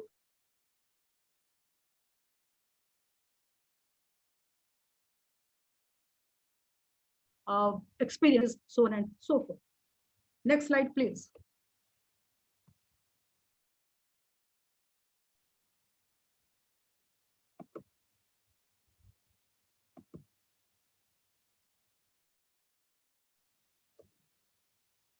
Now, this is about a general adaptation model that when we encounter with stress, what happens to our body, what happens to our mind. Now, this is called GAS, general adaptation. We meet a stressful situation, there is an alarm sign in us, following, and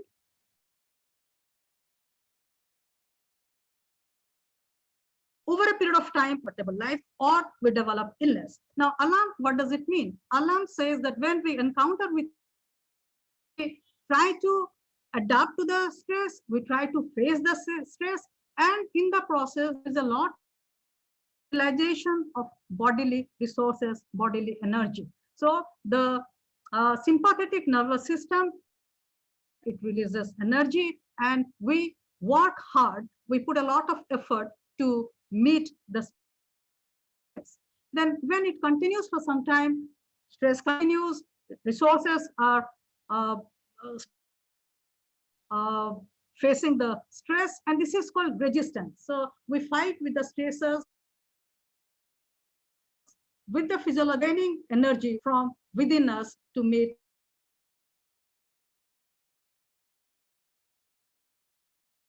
the stress chronic, and we are able to overcome stress. We arrive at a situation or we feel very, very exhausted because there is depletion of energy, and depletion of energy makes us feel exhausted, as a result of which not only we develop physiological abnormalities like high or the chances of stroke increases, there is a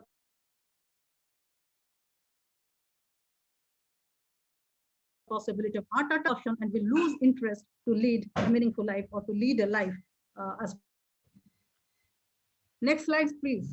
Now, this is a graph which shows that how we function, how our body functions, and how our performance gets affected over a period of time. There are three stages, as I've said: alarm stage, resistance stage, exhaustion stage. And the resistance to stress initially increases, then there is a plateau, and then gradually there is a decrease, and body gets exhausted and we get fatigued and tired.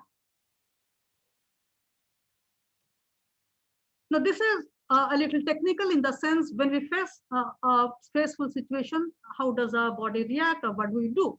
Initially, we make an evaluation about the stress that is before us. We ask to ourselves, is this situation, is this stimulus is threatening? Is it threatful or it is not? Now, when we say that the perceived stress is not stressful, we experience no stress. There is a decision then and there, and the body responds to it without getting aroused. On the other hand, if you find a situation, perceived situation as threatful, then we ask to ourselves, or the mind decides what is to be done next, how to face it, how to cope with it, how to escape from it. And then there is little stress when we say that, yes, the situation is difficult for me to deal with. And then it is immediately followed by a second round of appraisal, which is called secondary appraisal. And we evaluate, we find out whether we have the ability to cope with it, or we do not have the ability to cope with it. When we say that, well, I can't do it, I escape, or I say, well, I can do it. When I say I can do it, I have the requisite ability, the coping skills to do it. I do not experience any negative stress. Maybe there will be some amount of positive stress. On the other hand, when I say that it's my inability to face it and I'm losing my ground, then I experience negative stress. Stress affects me. So this is what I have just explained in the form of a theory, which is called Lazarus and Folkman's theory. There are a large number of stresses in and around us, and then we make the primary appraisal, we make secondary appraisal, and then finally we take a decision whether we'll be affected by stress or not affected by stress. So it is the ability to cope, whether we have the adequate capacity to deal, resources to deal with it, or we lack the capacity to deal with it. So that determines stress.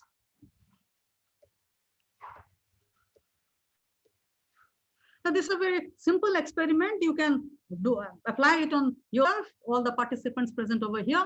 Now, this is a small mental task. It's about the number. You know, I say 2737 is a number, and your task is to deduct 7 from this number and move backward. Like 2730, 2723, 2716. So I mean, every time I'm deducting 7 and going back in the series.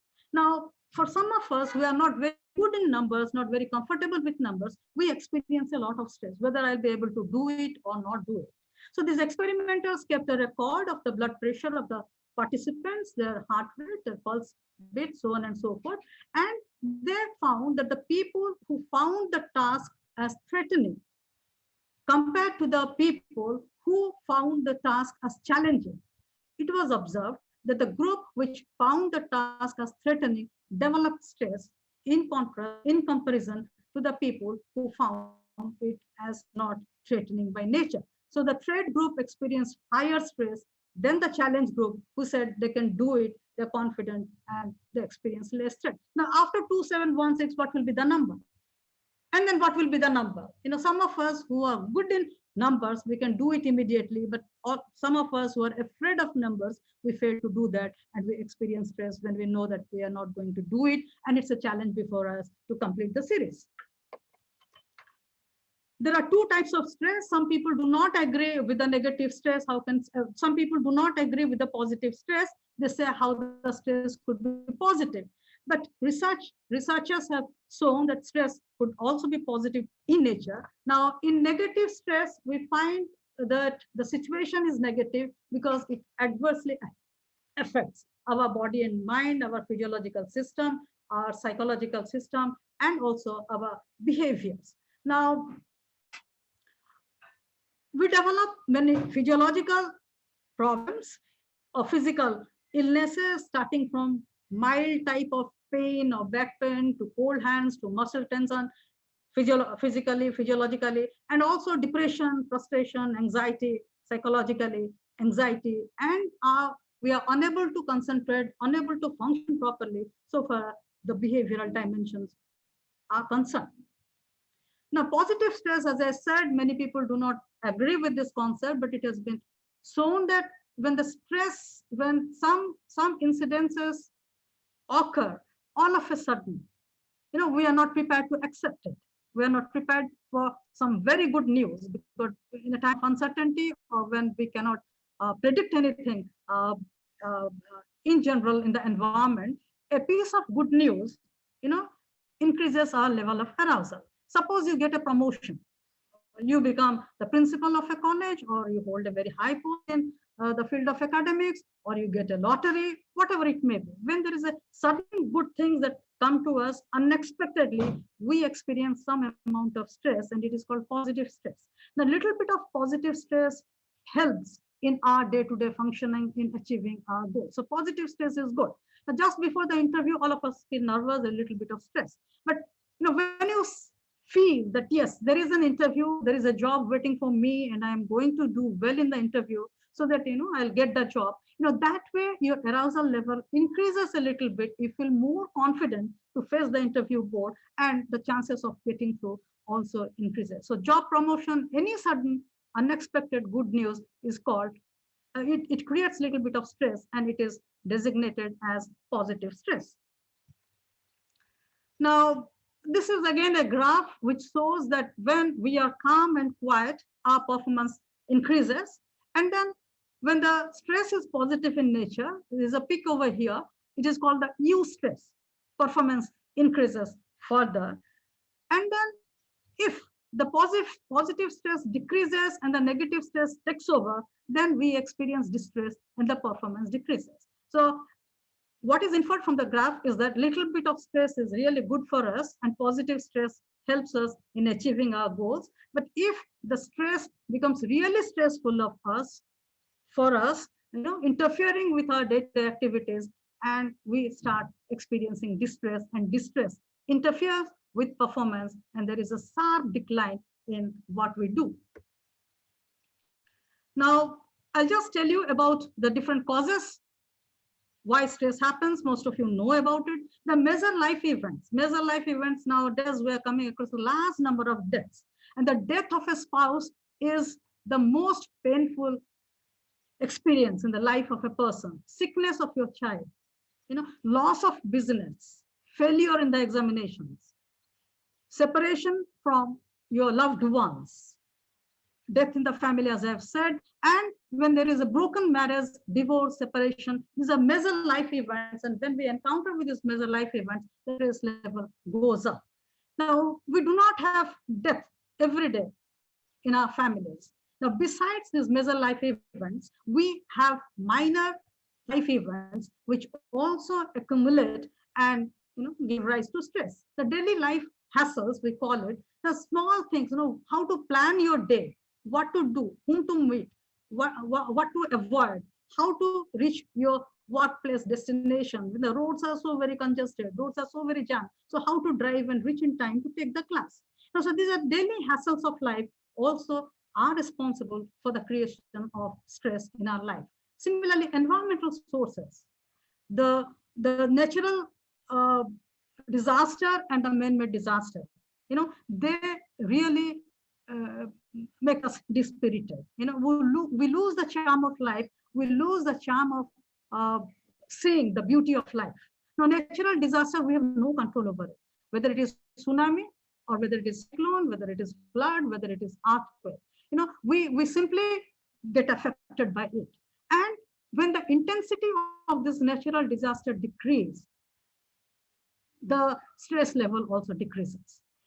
But when the disaster is man-made, we say that, when there is a leakage in the nuclear refractory, as it happened in USSR, Chernobyl, or when something very unnatural is created to kill human beings, obviously it creates a lot of tension in us.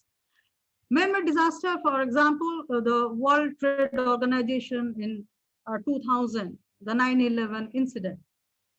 Man-made disaster could be the bombardment in Japan in Second World War. Now, I wanted to tell it here that when it is a natural disaster, we experience stress, but there is no way to control it. We have to face, we have to accept it. And thereafter, we start building our own houses, repair our own houses, start earning for ourselves for livelihood. But the greatest guilt, the greatest disappointment, the greatest frustration comes when the disaster is man-made, because in the back of the mind, there is always, it goes on, that this could have been prevented, life could have been saved. So coming to the sources of stress, as I said, an environment becomes a source. If it's man-made disaster, it is much more stressful, much more painful than when it is natural in nature. And as the intensity of the disaster decreases, people begin to come back to normalcy, to lead a normal life. Similarly, there is a lot of stressful situations in the place where we work. There is not only racism and discrimination between genders, there is also sexual harassment. They demotivate us and push us to the zone of stress, stressful life, stressful existence. Similarly, when there is overload of work, overtime activity, too much of work within a short period of time, stress level increases. But at the same time, it has been observed that when there is no work, there is no stimulation, we also experience stress. All of us are doing that. All of us are undergoing that. Right now, of course, technology has helped us to get connected with each other, and we have saved the academic year. But still, the overload and underload are responsible for causing stress. The other thing is role conflict. You are assigned a particular role to play in your house, in your family, or in the job situation. Now, role is something, the demand is something, the expectation is something, but you are asked to behave in a different way. So what you are expected to do, you are not allowed to do that. So when there is a role conflict, obviously, you cannot express your potentiality, and it's very difficult to lodge a complaint against the people who are employees. So therefore, when there is a role conflict, role ambiguity, we also experience stress.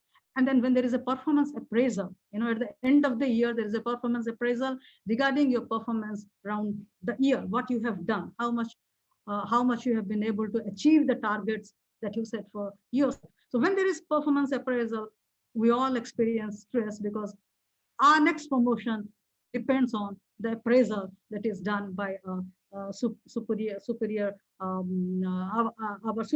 or our bosses or our employers. As I've already said, when there is arguments in a workplace, long working hours, lot of pressure, relationship problems, communication difficulties, worries and anxiety, they make life miserable, and obviously our health gets adversely affected. When the workplace is not conducive, when the workplace is full of conflicts, we experience a lot of stress, because everybody has a desire to go up in the hierarchy of jobs, to occupy the topmost position. And aspiration is good, provided we have the ability to get that.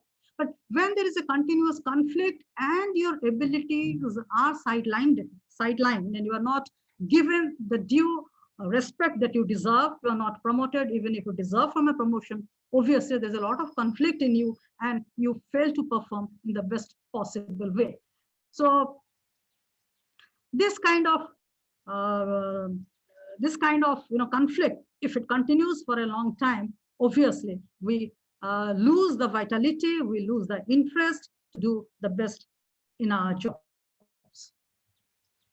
So this is a diagram which tells us about the role ambiguity. It tells us about the responsibility that we are assigned to take for others, the pleasant or the unpleasant or the difficult work situation, the conflict with others, the lack of participation in making decisions. Even if you are occupying the second position in the hierarchy of the work group, you are capable of taking decisions, you are capable of contributing your own ideas for the development of the organization, but at the same time, you feel that people are not giving importance to you, your viewpoints are not taken into consideration, so you experience stress. Similarly, the support from the co-workers are extremely important.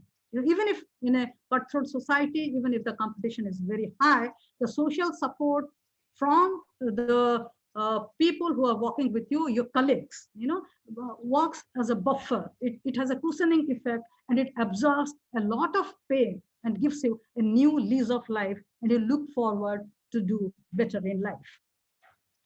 Next slide, please. So this is about the burnout. Obviously, when there is a lot of exhaustion and it results in tiredness, your sleep gets disturbed, you feel the tendency of vomiting, there is nausea, and your eating habits also change. Burnout is worn out. Your energy level, your spirit, your motivation, everything goes down, because we usually say that when we want to do something good for the society, for the organization in which we are serving, there should be a fire in the belly. Fire propels you to work, to move forward, to achieve good things for your organization, to take your organization to a greater height. But if it is not there, if you are totally exhausted because of stress, because of overwork, obviously you lose the interest to contribute to the development, the growth of your organization.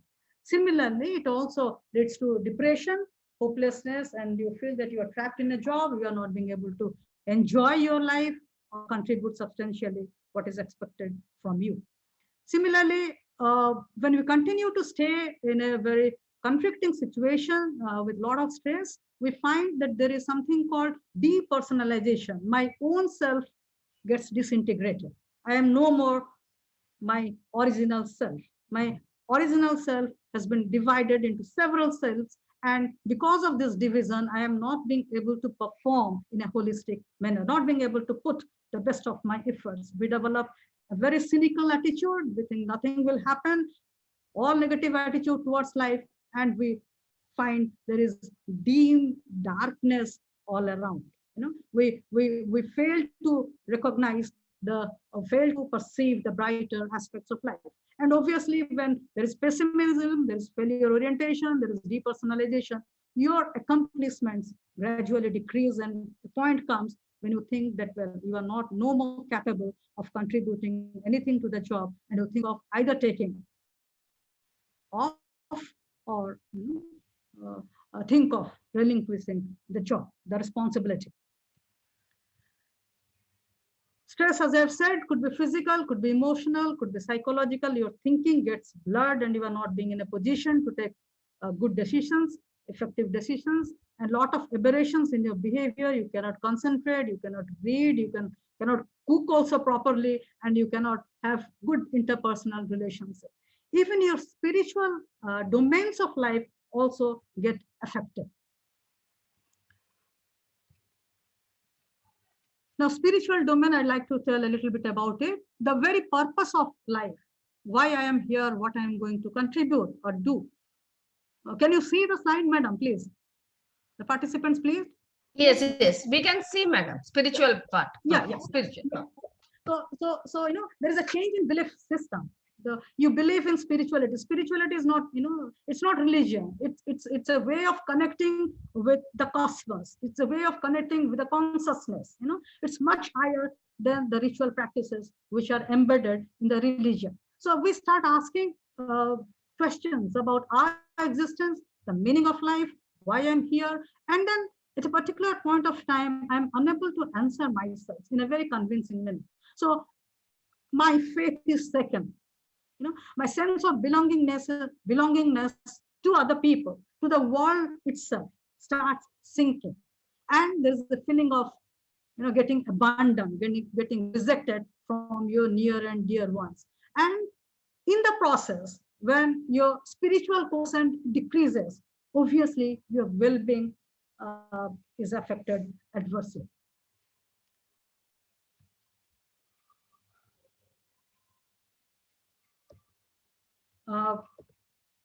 This is almost all of you might be knowing about it, that when we face with a stress, we use different coping strategies. Strategies could be problem solving, where we try to focus on the problem itself. We try to change the source of the problem as far as possible, eliminating the sources of stress. We try to reduce the work hours. We try to increase the social support mechanism, because social support plays an important role, plays a key role in reducing the stress level. So problem focused coping is focusing on the problem, trying to reduce the difficulties, the task difficulties that we are facing right now, and thereby we learn to modify, thereby we learn to cope with the existing situation. The other way to cope with the stress is emotion-focused coping. It's our reaction to the problem situation. Some of us, we react very, very violently. We become aggressive, we become destructive. Some of us become very complacent. So what kind of emotional reaction you are showing to the stressful situation is equally important. So some of us, we say, well, nothing has happened to us. Or we say, well, we get into wishful thinking that yes, someday things will be better, developing an optimistic attitude, optimistic outlook. Or, we sense humor in the workplace, humor in daily life. Or some of us, just to escape from this pressing situation of stress, people take alcohol, drugs, and other things. So it depends on the person, what type of coping strategies you are adopting to reduce the stress level. Now, the two important things is about the emotion-focused coping is to focus on meditation and biofeedback. You know how much you are suffering. you know what you can do to change the existing situation as far as possible. May not be possible, we have to take support from external sources, but using our own resources, if you can able to handle the stressful situation, perhaps we will have a blissful existence. So meditation and biofeedback, the feedback comes from within, helps us in dealing with the stressful situation. Now coming to the strategies to control stress, we say it is a ABC strategy. A is awareness. You must be aware of the sources of stress. You must know what makes you feel stressed and how to react. So creation of awareness, generation of awareness is one of the key points when you go for counseling or psychotherapy. The second one is balancing. When we are under stress, our homeostasis gets affected. The body balance gets affected. There is a fine line between the positive and the negative stress. So we must know how much we can devote our energy, our thoughts, our feelings, so that we can change these negative situations into positive ones, or maybe neutral. If it is not positive, maybe you neutral. So we don't have to brood over the negative situation. We do not have to harp on the negative situation. The only aim will be to decrease the intensity of the negative situation, so that life looks a little rosy. The third strategy that we adopt is control. The perception of control is a very important factor, because as long as I feel that things are under my control, I enjoy my life. I feel good about myself. But the moment I think that things are getting out of my control and I'm unable to put them back in order, obviously I have difficulties in winning over the stressful situation. So what is important that you should learn, all of us should learn to combat the negative effects of stress, to control the situation as much as possible. Some situations are controllable, not all, but when situations are out of control, we must find out the other ways, the other strategies to diminish its negative effect. One of the most important stress management techniques, as I've said earlier also, we have to stop overthinking. Change in thinking means stop overthinking, stop negative thinking. Also, we have to watch what behaviors are leading to more and more of stress. So change those behaviors, change your thinking, thought processes, change the behaviors that are detrimental to your health, detrimental to your efficiency and functioning. Change your lifestyle. Lifestyle has changed over a period of time, and this change in lifestyle is not conforming to the biological rhythms, the circadian rhythms that we have. We have to get up at certain point of time. We have to do our activities during daytime, and we must sleep, because body needs about 7 to 8 hours of sleep. So people do not sleep during night these days, because whole night they're working on the gadgets, working on the computers, doing the work. So the lifestyle has changed, and the nutrition, the food aspect is also equally important. We are not eating healthy food. No exercise for most of us. Sitting on the chair, working on the computer for hours. So this, and so far as relaxation and recreation is concerned, that is also considerably reduced over a period of time, more so pandemic. And the social support has decreased over a period of time.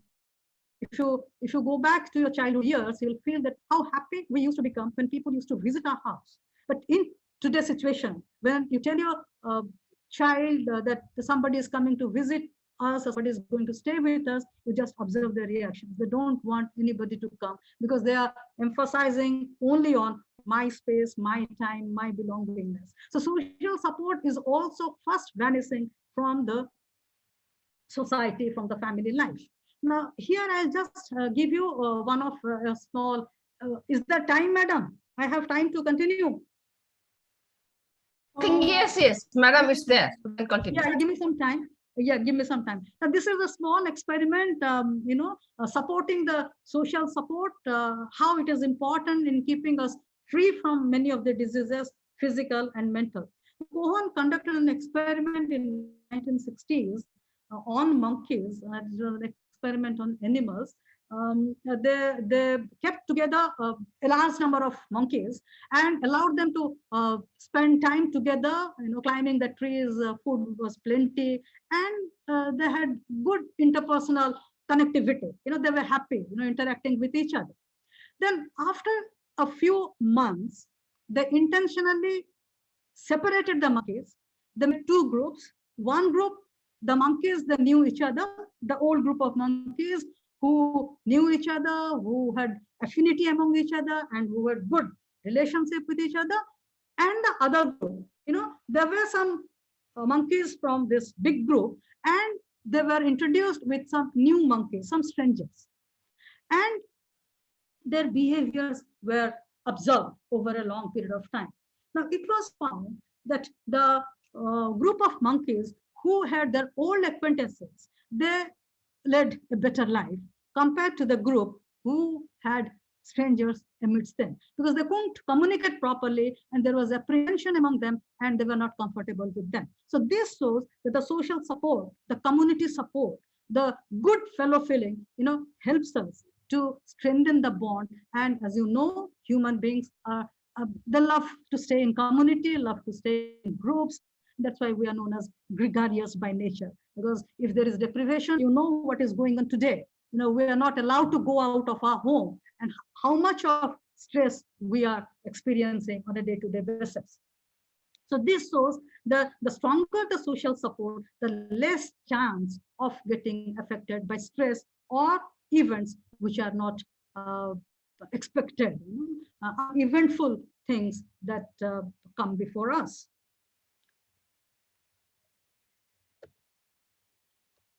Now, this is the picture as I showed in the first slide, that you are there, your relationship is there, your heart is there, the time factor is there, workload is there. And we were getting overloaded with all these things. There is difficulty in maintaining a healthy relationship, and the time is up. You have the breeze is bending, and we are affected by stress. Please show the next slide. But if you take the proper measures to deal with stress, to avoid stress, to escape from stress, again, you have compartmentalized your lifestyle. You know that these are the works you have to do. You are very close to your near and dear ones. The time urgency is not there. The sun is little away from your workplace, and obviously the factors which were disturbing the relationship is also kept at bay. They're far away. They are not there. So again, you come back to a normal lifestyle. So what is important for you is sleep, talking to one another, rest and relaxation, exercise, eating nutritious food, support from one another, spirituality, and silence. Now, this is a capsule kind of a thing which we have developed. This is called energy to beat stress, to combat stress. E stands for exercise. The next line is about exercise. The physical exercise helps in the release of good hormones. There's something called feel-good hormones. The dopamine, the serotonin, the endorphin, the oxytocin, all these things. When we are close to nature, when we take long walks,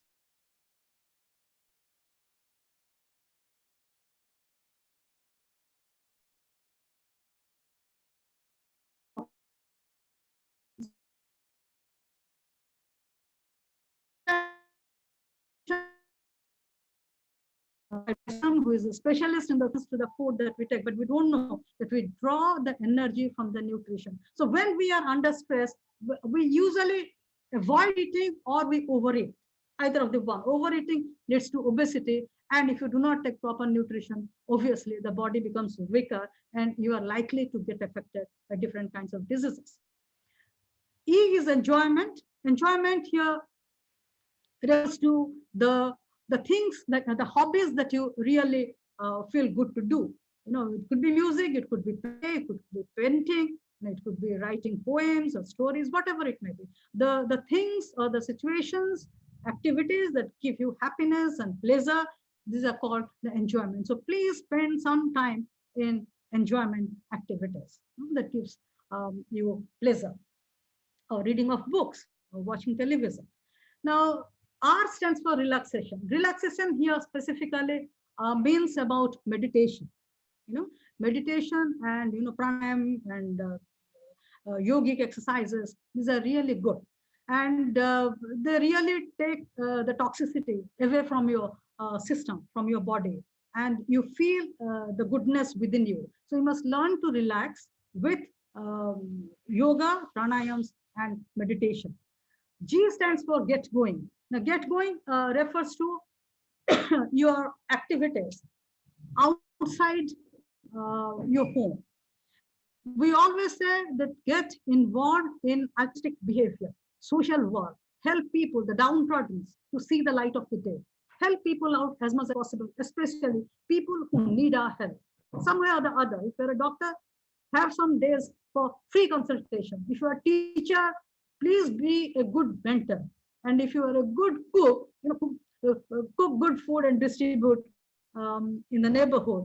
So do things which are beneficial for the people, because the pleasure that you get out of helping out people, that will not be available from any other sources. The last is you yourself. We never give importance to ourselves. We are all sacrificing type of people. Most of us, we believe in the goodness of people. And as a counselor, I always feel that we are all wounded soldiers. We have suffered. That's why we want to help people not to suffer. So we have to focus on ourselves. We have to nurture ourselves with whatever gives us pleasure, keeping an eye on the social sanctions, keeping an eye on the societal values. Now, today we come across a very interesting thing which is called survivor's guilt. We are losing many dear and near ones, and some of us are surviving. We are still alive. Now, because we have lost people, people died in the family, we develop a feeling of guilt. We feel miserable. We don't want to leave ourselves. We want to die, or we say, well, why I'm living when my own people have left me? Now, this leads to a lot of depression. And what will help in this context to all of us is the family, the support groups, the friends. So we have to talk to friends. So we have to spend more time with the family, and of course, maintaining the guidelines that the government has recommended. So sometimes we have to change our thought pattern, restructure our cognition. Don't think the negative things will always happen. No. Of course, it is also true that life is not a bed of roses. It is also not a serene lake of tranquility. There will be ups and downs. There will be failures and success. There will be suffering and enjoyment. So always think that, yeah, good things will come along with bad things. So once you get mentally prepared that there will be negative things, on the side of the positive things, perhaps we will turn the guilt into gratitude and will be grateful for what we have.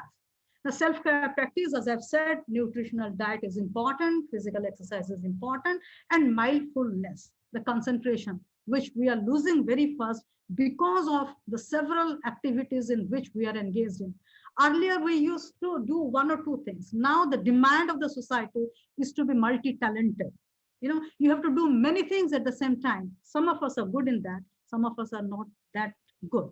So when there is a lot of demand, we are unable to sustain our concentration, sustain our mindfulness, as a result of which cognitive abilities also deteriorate, and we do not function as per our capacity. So as I said, get into some donation, volunteering activities, educate people about the issues that we are facing right now. So this will not only reduce the stress, it will give you a feeling of satisfaction, a feeling of fulfillment.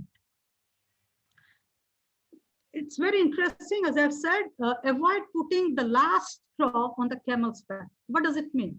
It means that we must kill the stress before the stress kills us. And we have a tendency to accept workload. We go on accepting work after work without any break, without any relaxation. Now, if you look at a camel or look at an ass for that matter, what we do, we go on piling up loads on its back. without realizing that now I have to stop putting any extra load because it has already started bending.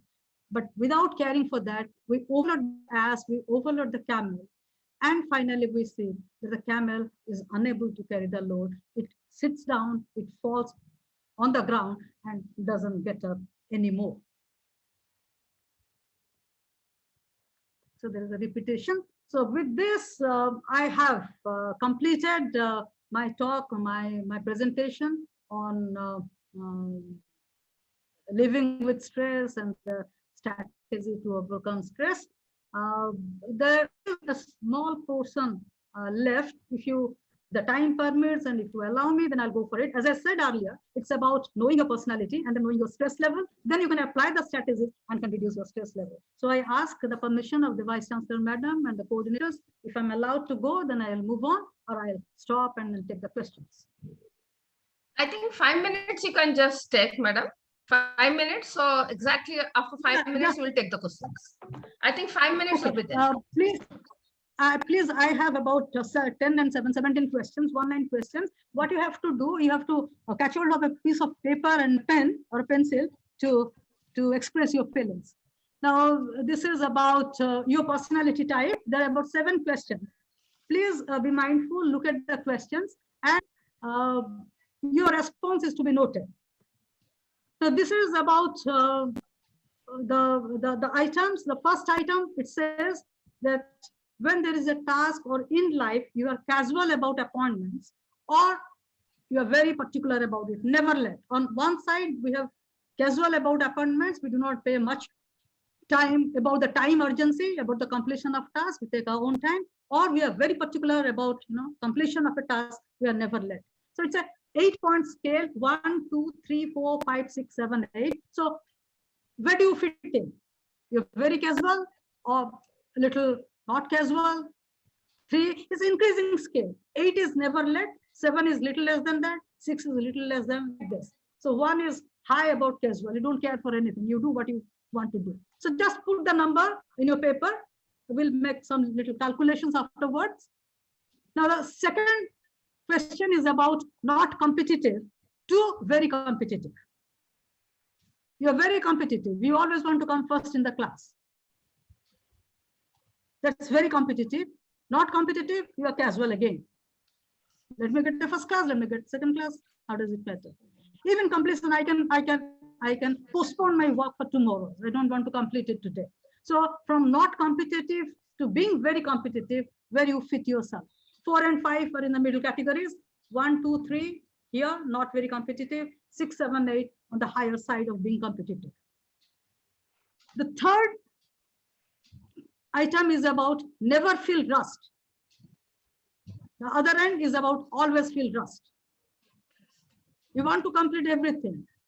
You want to complete assignment first. You want to come first in every aspect of life. Or you don't feel the press at all. Never feel rust. You move at your own pace. So 1, 2, 3, this side, 6, 7, 8 on the other side, 4, 5, and get it. How much you can do, or you can do it subsequently. I'm sharing the slides. Then the fourth one is take things one at a time. As I said a little earlier, taking one thing at a time, doing one thing at a time, or doing many things at a time, trying to do so many things at once, multitasking. So where do you fit in? Number 5, we are slow in doing things or very fast in doing things. Eating first, walking first, talking first, thinking first, so on and so forth. So 1, 2, 3, very slow. 1 is the slowest, 8 is the fastest. So where do you fit in? Don't think much what comes to your mind, just put the number. The 6th item is about expressing your feelings. You don't hide many things. You don't brood over things. You are an open type of a person, so you can express your feelings. Or you sit on your feelings. You brood over your feelings. Why it happened? Why did it happen? Why did I suffer? Why it happened to me? So you sit on your feelings. You think and ruminate about it. Like that of a cow or a goat. After eating, they take out things from the intestine and chew it. So we go on brooding about things. Why it and why it happened to me. So where do you fit in? You are good in expressing your feelings, open kind of a person, not very open type, or always brooding over things. And the last item is about your interests. Sorry. You have many interests or very few interests outside work. You don't enjoy what you do, don't have much interest in activities that are going on around you, or you are really interested in outward activities. So where do you fit in? Now I move on to the scoring part of this test. Some of you might have done, some of you might not have done also, doesn't matter. But those of you who have been able to respond to the items, just add the scale values. It is 1 to 8, 7 items. So the items that you have responded by assigning a scale value from 1 to 8 over the 7 items, just add them together and multiply it by 3.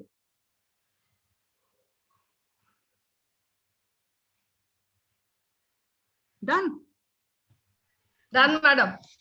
Then you get a total points. Yes. Now you interpret it's confidential, don't have to tell me. Yeah. Now if the total score is less than 90, some of you might be having, you are B type.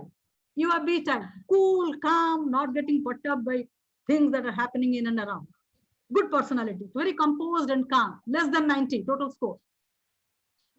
If it is 90 to 99, it is B plus. You are still calm and composed and good.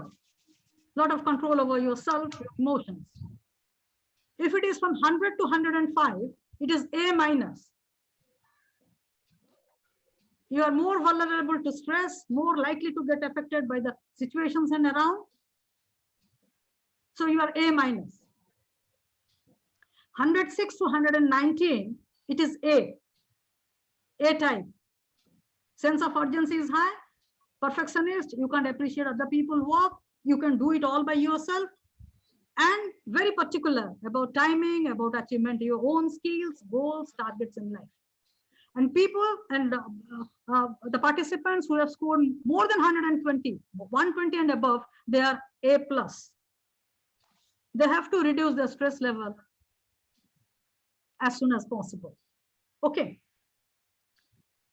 Then I move on to the last part of my deliberation. It's about the stress level of stress.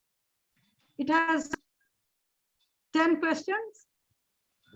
The first item says, how often you've been upset? How often have you been upset because of something that happened unexpectedly? Could be never, could be almost, sometimes, fairly often, very often. So just evaluate yourself. Things that have happened to you in your life in the last few months, maybe. Nothing has made you upset, then you say 0, never. Little bit, almost, sometimes, 2, fairly often, 3, very often, 4. Second item says about how often have you felt that you are unable to control the important things in your life, losing control over you. If you think you are under full control, 0. Unable to control. Or every time you control, give 4, in between 1 to 3. The third item is about, it says, how often have you felt nervous and stressed? Never felt it, sometimes, fairly, very often. How much stressed, how much nervous you have felt? During last 1 year or last couple of years. Fourth one is about how often have you felt confident about your ability to handle your personal problems? Coping with difficulties, overcoming the problems in life. Number 5, how often have you felt that things were going your way? as you expected things are moving.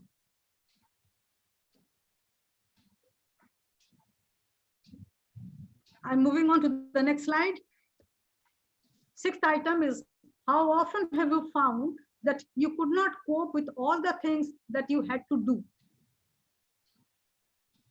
Procrastination, unable to do. Something is to be done right now, I will do it after 5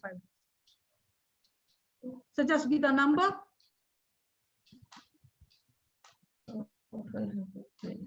Item number 7. I'll just complete 3 more. Number 7. How often have you been able to control irritations in your life? Get irritated or don't get irritated, moderately irritated. Number 8. How often have you felt that you were on the top of the things?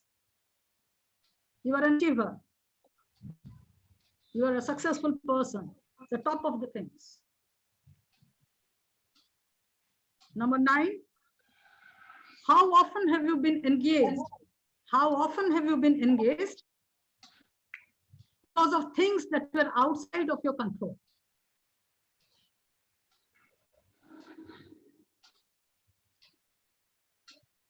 You have tried, but may not be successful. The last item, how often have you felt difficulties were piling up so high that you couldn't overcome them?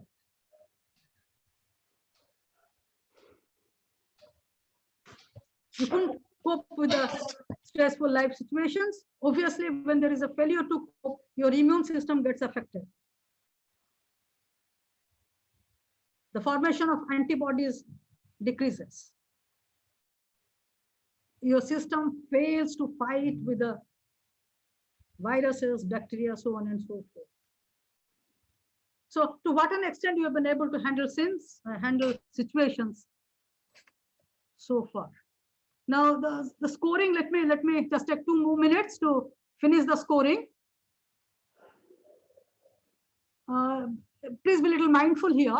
For question number 1, 2, 3, 6, 9, and 10. 5 questions. 1, 2, 3, 6, 9, and 10. Sorry. 6 questions. The numbers that you have assigned, you have to add them as such. The points that you have assigned against the questions 1, 2, 3, 6, 9, and 10. Keep the points as such and add them together.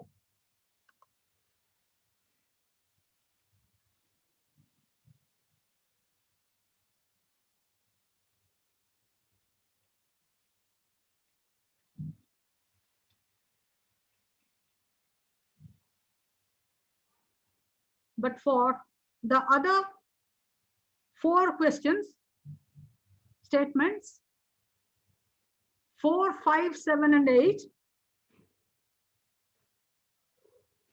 the scoring is a bit different. Here you have to go for a reverse scoring. Just the opposite of what you did earlier. 4, 5, 7, and 8. Just look at your sheets, the paper that you have in hand. If it is never, if you have ticked under never, instead of giving 0, you give 4. This is reversed. 0 becomes 4.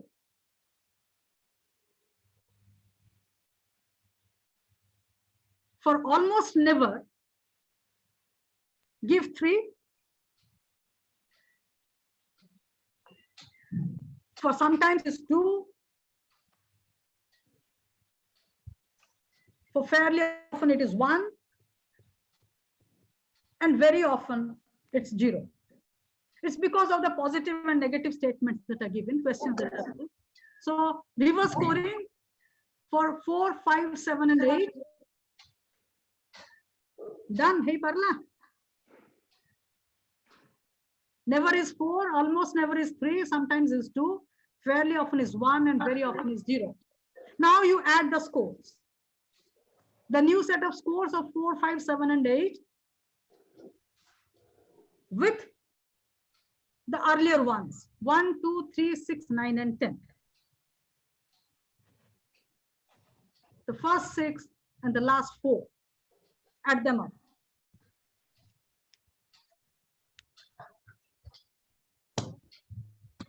Just see, you can always do it later. Just see if the score ranges from 0 to 7.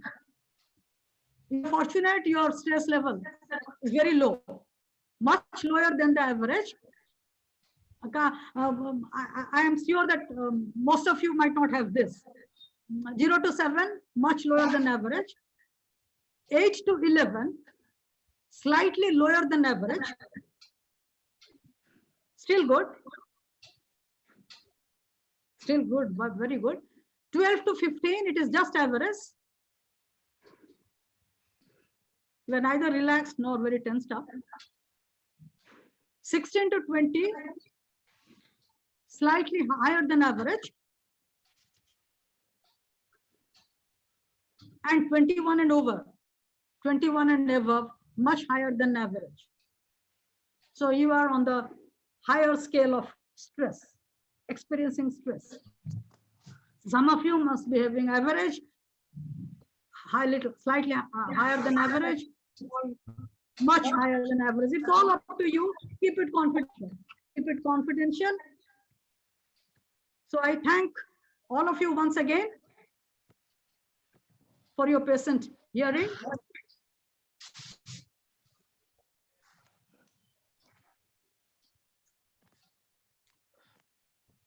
I would like to request Sanjay sir. Madam, shall we start the question answer session now? Yeah, but there is some problem in my computer not being able to see you. Oh, we can all see you. You can see me. You can see me. Yeah. Fine. Thank you, Sanjay madam. sir, please. Thank you, madam. Thank you so much. My heartfelt gratitude to Madam Professor Namita Mohanty for your excellent deliberation, in depth of information about stress, psychological analysis of causes of the stress. Interestingly, at the end, that the self-evaluation of the stress by timescale scoring method, and indeed, it's a great opportunity to listen you about the ways to overcome stress. The session is very effective and informative and also enlightening.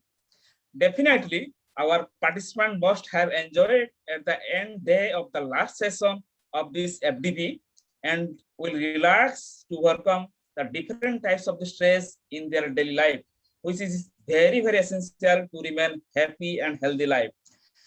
Maybe sometimes at the end also, because of bad weather, there was a little bit audio and video break. And that we have learned and we have to deal with this technological stress that we have already been trained and learned by this FDP, which also reduces our stress. So, and beside that also, I want to add one thing. It has been our tribute to host all the members and audience of this meeting. My dear wonderful fellow participants, with such a great number from even RDW, also from other university, from India, and we thank you so much for your cooperation. I think this occurrence to thank the entire committee as well as the audience for presenting their valuable views and questions. We had many questions in the chat box. There are beautiful feedback, and that I am trying to bring you for your discussion. I will not bring so much of questions, madam. So I'll bring only 1 to 2 questions. So this is a frequent question from Rasmita Kalasi, and in my experience during this FDP moderation time, I have seen that she used to ask a lot of questions, and she is asking that each coping with stress leads towards a stressful life in every field. Could you please explain? Just repeat the question. I couldn't get it properly. Is coping with stress? Is coping with stress leads towards a stressful life in every field? Look, coping is a mechanism to reduce the level of stress.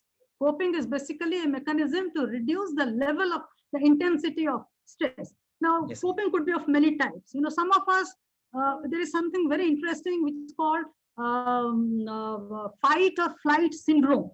Yes, either you face it, deal with it, or you leave and go away from it. So even if you are going away, there are so many people, they leave the job, they leave the situation which is stress provoking, and they take up something else. On a daily basis, on a regular basis, there are people who are overstressed with work. They are leaving high-paid jobs. They become teachers in colleges, go and do cultivation.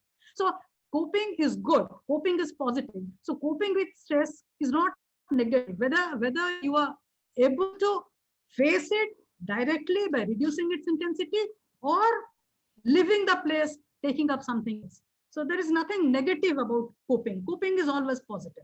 Okay, madam. Thank you, madam, for your kind answer. So this is the question from myself, and it's a very general thing, maybe. And in I have seen in many individuals, even I myself also used to think this thing also that often, and we leave the whenever we leave the results to God, but it gives sometimes negative results or sometimes very negative stress also. So, madam, how to overcome this type of stress? Then that to have a better solution, to have a stressful life or a calm and cool life? It's a very pertinent question. It's about God, the existence of God.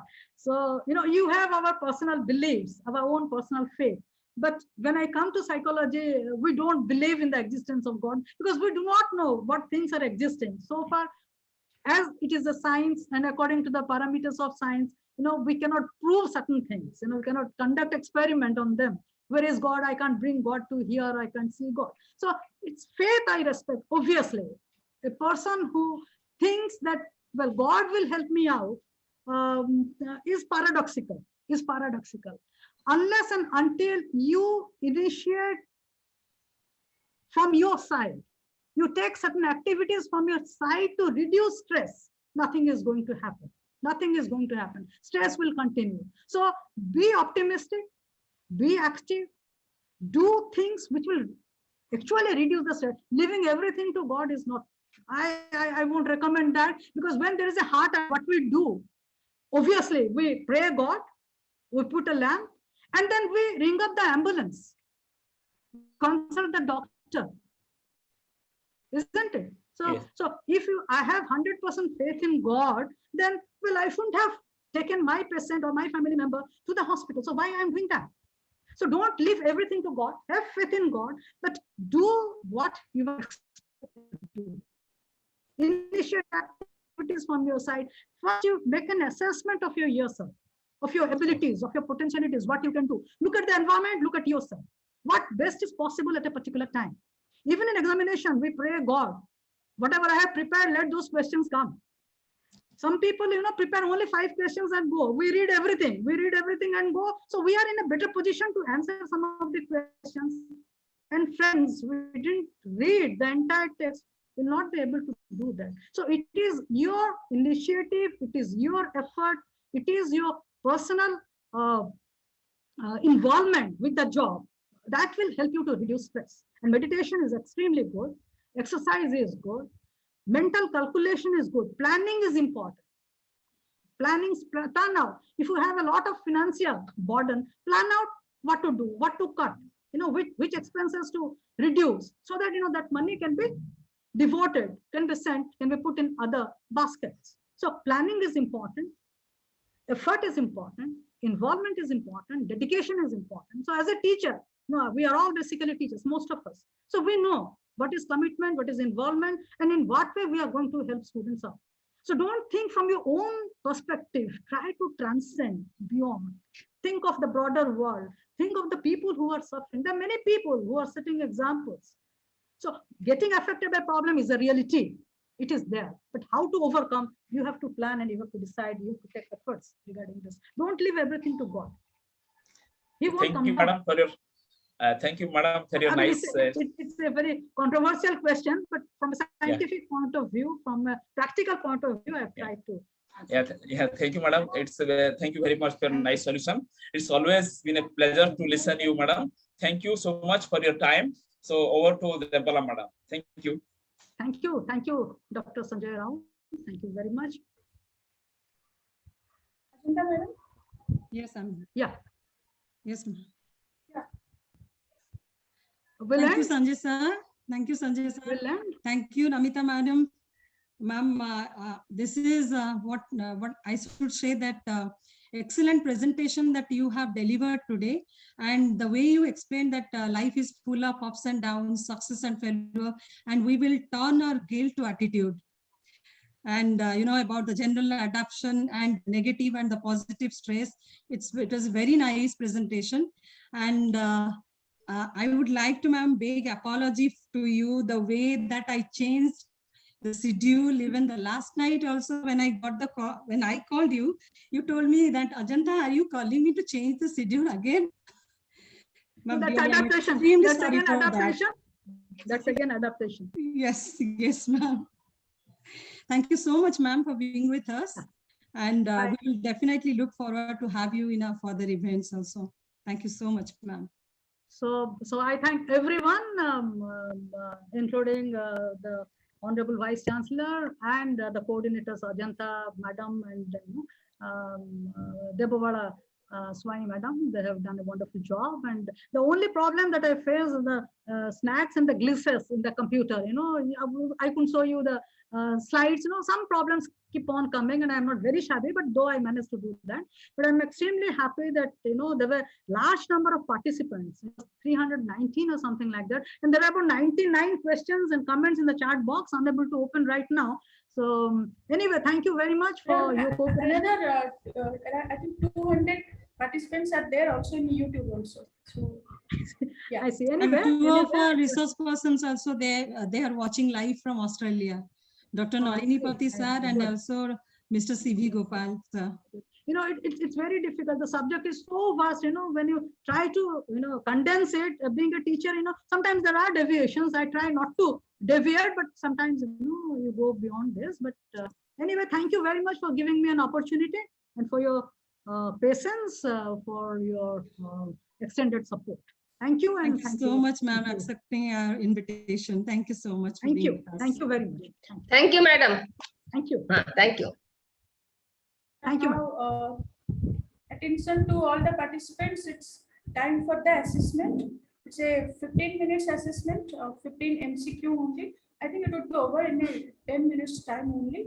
So now just we'll just put the assessment link is there on the Zoom chat. Also we'll send on your WhatsApp. Now the timer can be started, and after 15 minutes we'll stop this and we'll start the valedictory session. Please start your assessment. Get ready.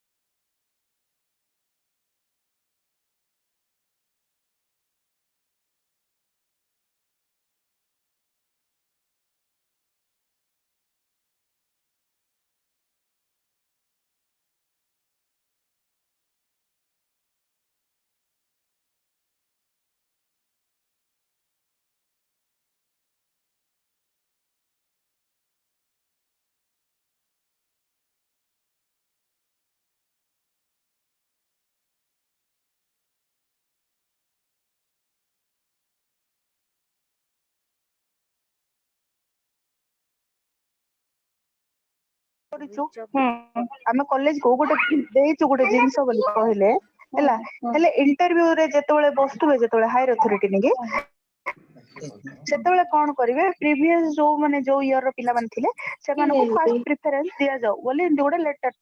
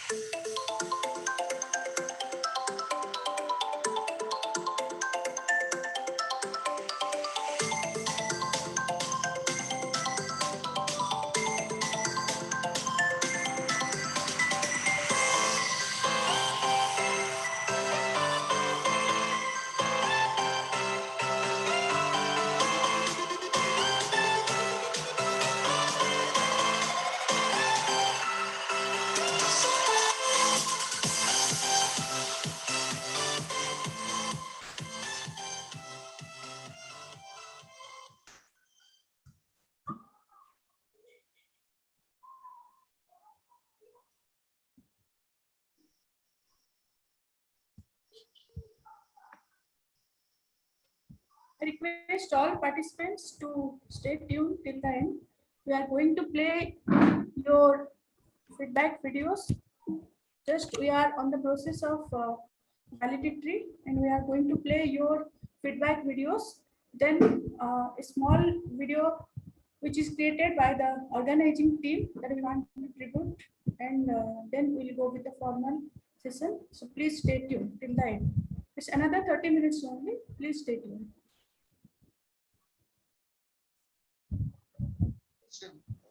Spirituality, I learned from my Guruji, is a three-step plan.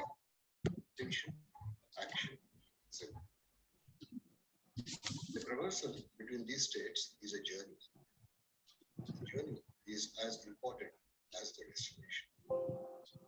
One can clearly discern from proceedings of the last 5 days: A, positive day; B, immersive and dedicated action, the participants and the speakers. With such a momentum, the result can be outstanding. Good morning, one and all gathered here. On this wonderful afternoon, I, Shubharani Lakra from National Institute of Fashion Technology, would like to pay a sincere and grateful homage to Rama Devi Women's University for developing such a well-planned and well-organized faculty development program. I would like to extend a very deep gratitude to Vice Chancellor Ma'am, Professor Aparajita Chaudhary, for sowing the seed of de-stressing process.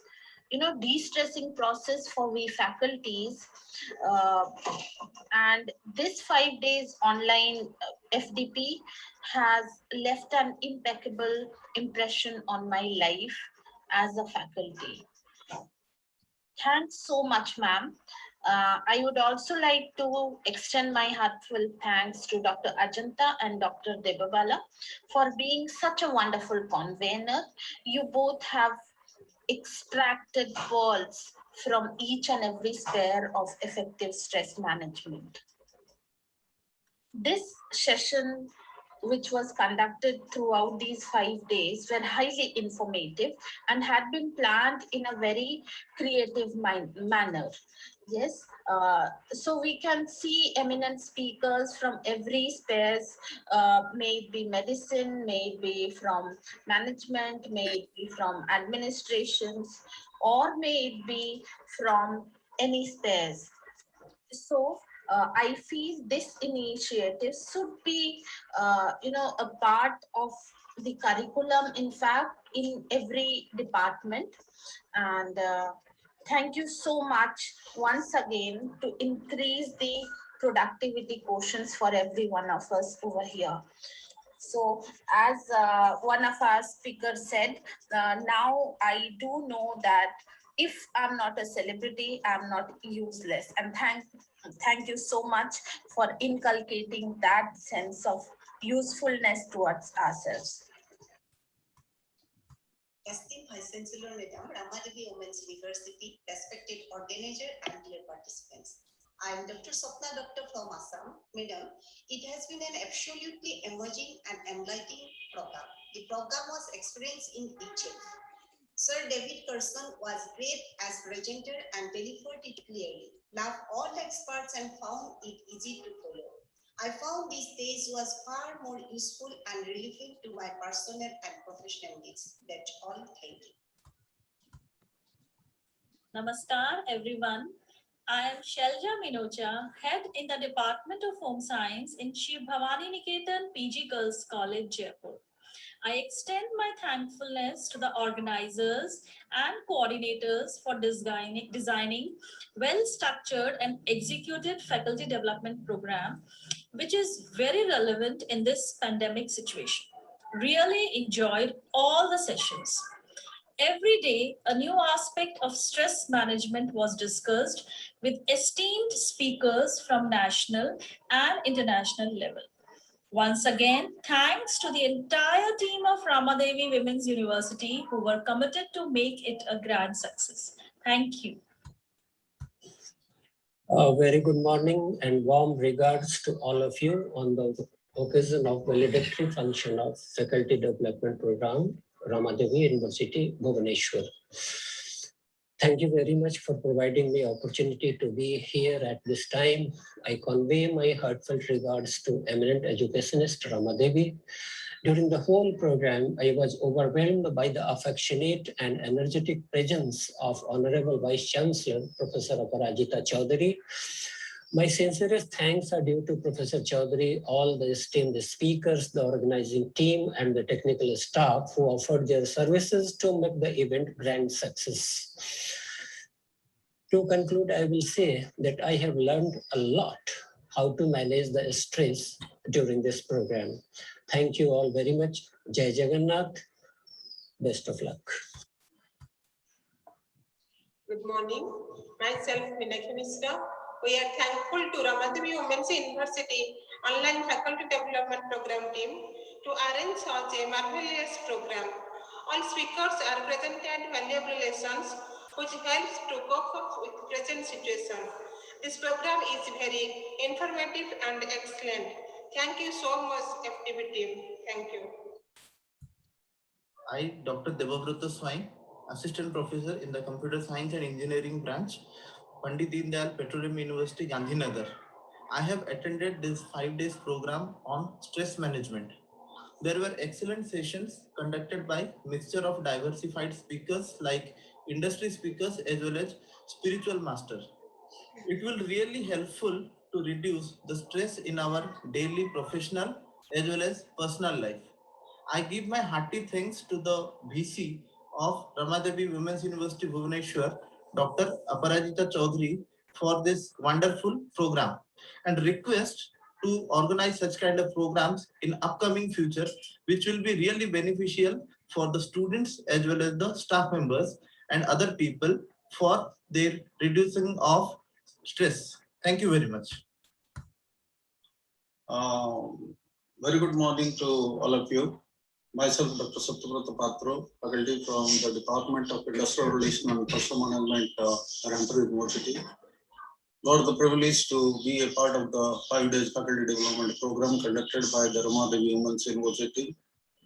Now, it's a team under the able leadership of the Vice Chancellor, Professor Aparajita Chaudhary, on a very prominent topic like effective stress management for maximizing human productivity. And probably this is the right topic chosen at an appropriate time of pandemic with the speakers of eminence from across the different perspective. And I really feel proud to be a part of the program and greatly benefited out of this.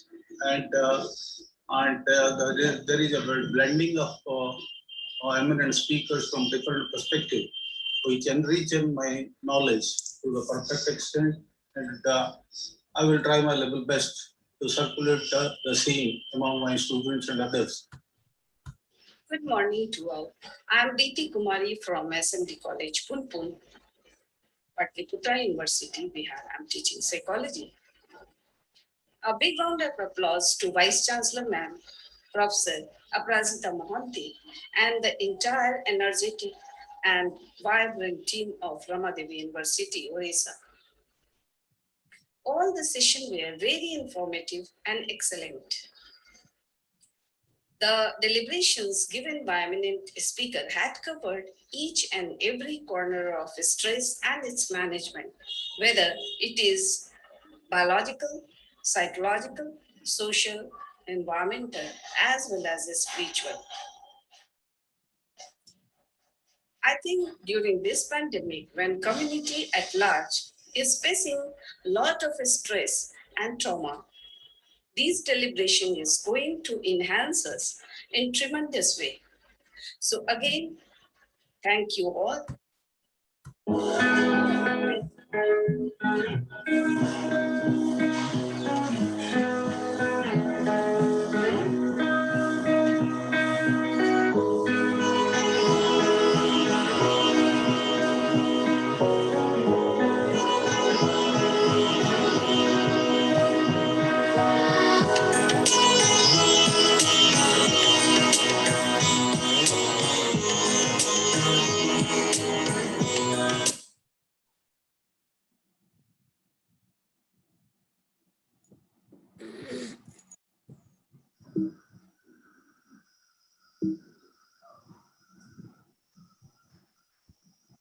Next video, please.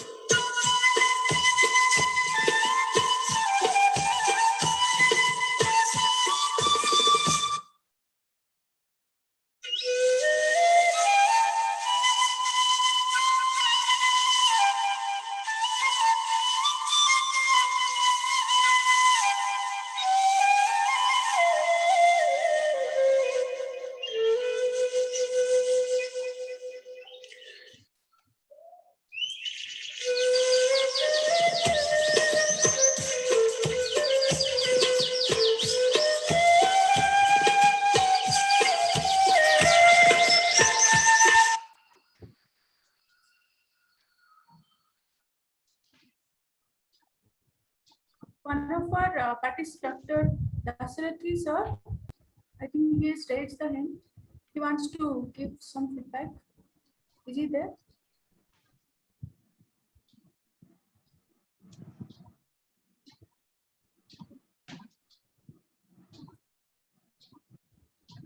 Hello. Dasarathi sir? Yes, sir. Hello, madam. Am I audible, madam? Yeah, perfectly. You can even on your video also. Okay, madam. Okay.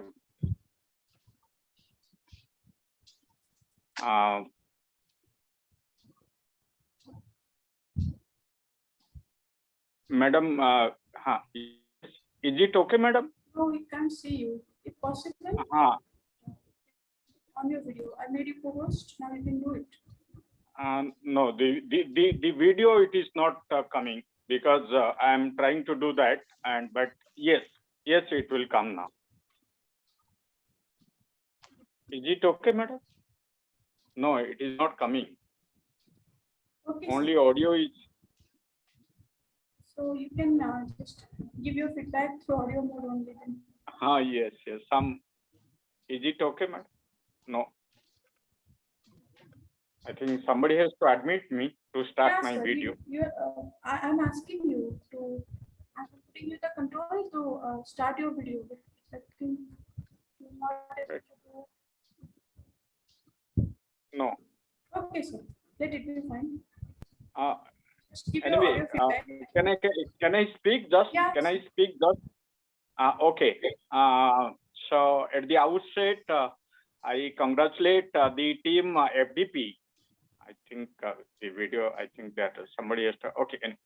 So a very good afternoon to one and all present in the faculty development program organized by Rama Devi Women's University under the leadership of Professor Aparajita Chaudhary Madam.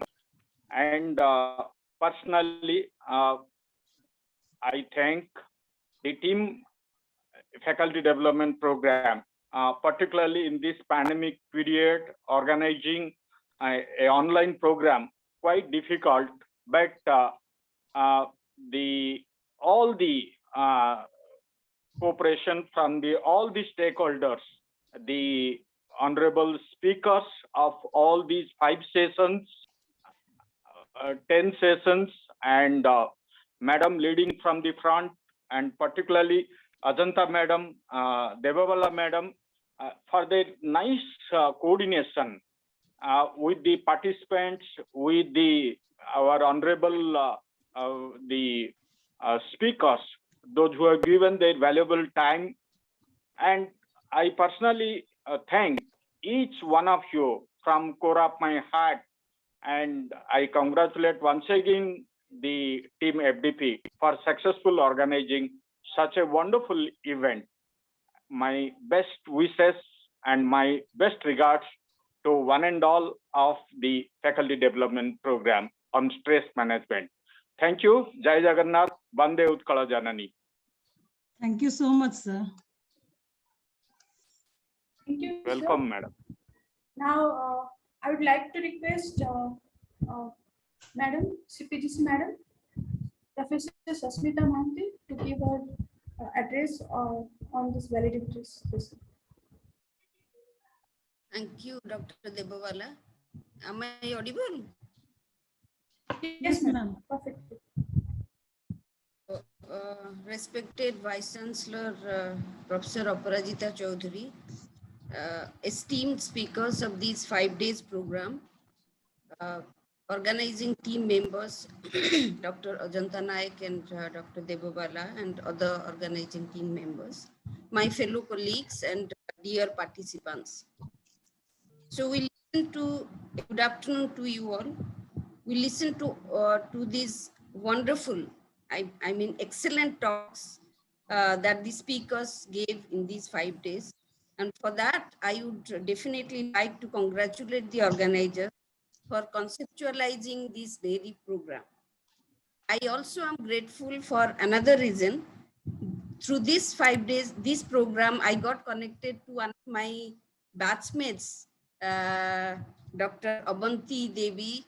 She studied in Assam Agricultural University, Jorhat, while I was doing my MSc. So I got connected to her. She is one of the participants here. So now we discuss so many things here, but execution of all these things is much, much harder than being told. So people usually gain from their experiences. I also gain from my experience, and I would like to share some of my experience which motivated me and guided me to balance, because I am a very, you can say I'm not that positive person. I do not take things in a very positive way. So I'm quite stressful, like I cannot multitask. So, but there are people around me who guided me to be, to somewhat disperse my stress levels in a day-to-day basis. My role model has been my mother. So she lost her only son when, and my only brother when he was 17. She went to a very low level, and she was on a very severe depression, was on heavy doses of pills and all antidepressants. And my family was in shambles, you can say. But one day she must have told to her, she must have thought, see, look at me, what I am doing here, what I am doing to myself. I have others to take care, and I have to live for them. And she made efforts to be normalized again. And now when I see her, I find a new version, a much stronger version of her. So this was when I enrolled for my BSc in OUAT Bhubaneswar, way back in 1986. Then I went for my MSc, and immediately after my MSc, I got married. And 10 days to my marriage, I got this fellowship letter to have a PhD. So I enrolled, started my PhD first in Institute of Life Sciences when it was there in Bhubaneswar, started by the eminent academician Professor M.S. Kanungo, BHU Banaras. And he was very famous then. And to live both the lives, like married life, because my husband was here in Bhubaneswar, I joined here, and I actually changed my field. I was basically from plant science. I went on to do a PhD in animal sciences, but it was molecular biology, of course. That's why I joined here. And I was not actually able to cope with both the lives. So was in great stress actually. I used to remain all the time sad and worried about how I would manage. And I used to complain about people surrounding me. That's when one of my friends at ILS gave me a very wonderful advice that when you get depressed, that nothing is coming out good and nothing is happening to you, always look down the ladder. You will see people, circumstances who or which are worse than you, where you and you are now, and they are so happy and they are managing their lives. So do not get worried, and it will happen. If you do your work, it will come over time. So friends, life must go on no matter what is before you. It is up to you to decide how you want to live your life. So as everybody knows, life is not a bed of roses. When you want to get the roses, you have to face the thorns also. So you have to learn to accept the situation, whatever it is, and be at peace with ourselves. Now, as our Honorable Vice Chancellor and many of our speakers were saying, it's the attitude that counts for a good life, and gratitude that must offer to the Almighty, you can say, or Professor Namita Mohanty was saying there is no such, but some superpower is there where we have to put faith on it as we work, and to the people around us for the life we are living presently. Let us put our faith upon ourselves. That is very, very important. And put your sincere efforts, your karma yoga, and that will definitely bear the fruit someday, if not now. So I wish you all very happy and peaceful life. I wish that whatever you have listened or learned in these 5 days, you would bring into practice to make your life better for each day to come. Thank you all. Thank you, madam, for sharing your personal views and inspiring words. Really, it means a lot. Now, I'd like to request Vice Chancellor, madam, to speak a few words regarding this 5 days and advise us how can we do better. A very good afternoon to one and all present here, all the participants, all the speakers of eminence, those who have already delivered their talks, and especially making an efforts to improve the quality of life through reducing the stress and enhancing the learning effectively. This is the benefit of and the learning lesson from during the COVID-19 pandemic situation, and we could able to organize such, and I'm really glad that participants and the speakers are giving their views about how important the topic is, and they are benefited out of it. And if you ask me my takeaway for the last 5 days, mostly I am here, except yesterday I could not be here due to my other important engagement. but I think almost all days I'm there. My takeaway is there. That is, this is the 5-day journey for me. And this journey is a learning journey. At this age, stage, and position also, I feel it is very, very important to learn. And my takeaway is that from whatever the speakers have said, that of course, in my beginning inaugural days day, in my speech, I have already mentioned about the attitude of gratitude. And almost all the speakers have endorsed this particular terminology. And I think this attitude of gratitude makes you a human being of a substance that is going to reduce all your stresses. And just all the dear participants, you are wonderful participants. And I hope if you can remember this in your lifetime, how to be grateful. Developing the attitude of gratefulness towards everything for that matter, I think that is going to change your life wonderfully.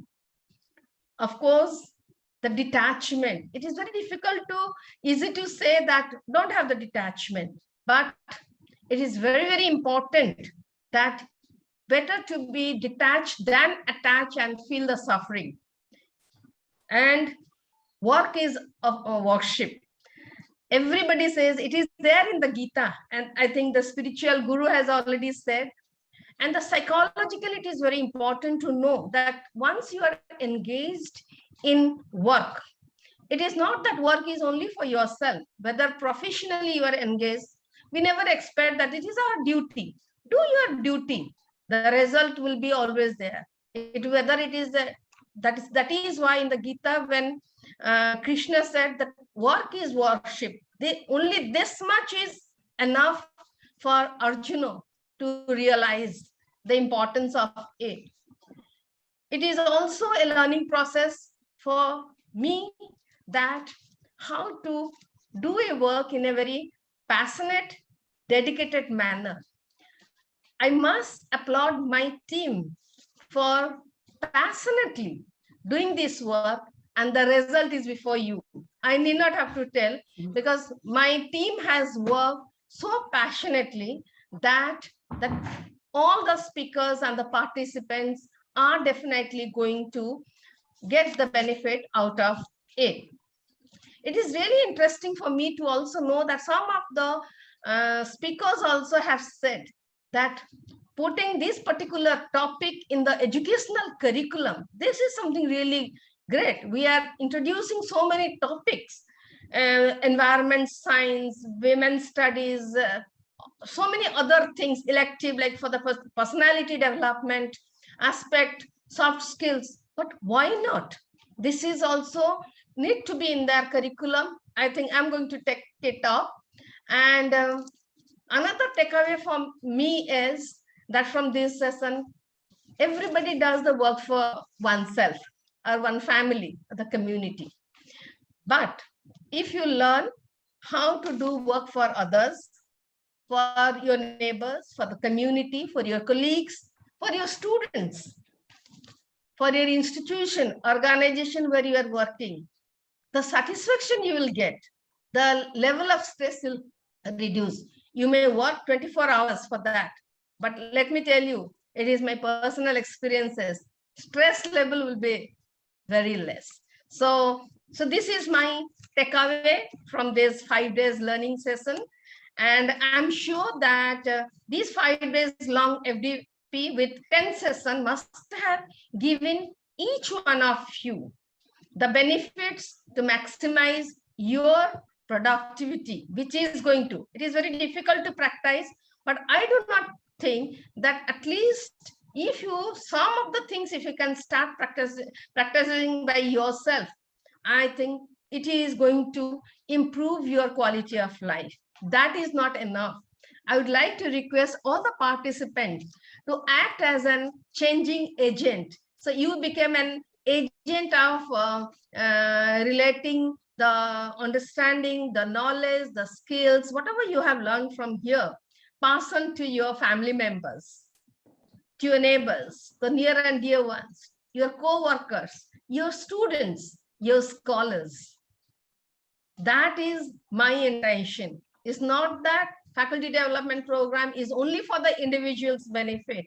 You will act as an agent for everybody. So if there are about 326 participants in the Zoom, I would like that each one, if they teach another one at least, so you can see the wonders going to happen.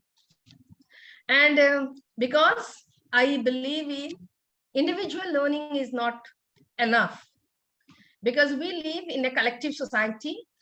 If it has to be collective in nature to maximize our productivity, both in the family as well as in the work form. If I enrich myself personally, if I strengthen my positive things, that is not going to help your family members, your co-workers, your students, your scholars. If your near and dear ones, your environment, if they're not going to also get enriched by, so you may get affected also. So that is why I'm saying that it has to be collective learning.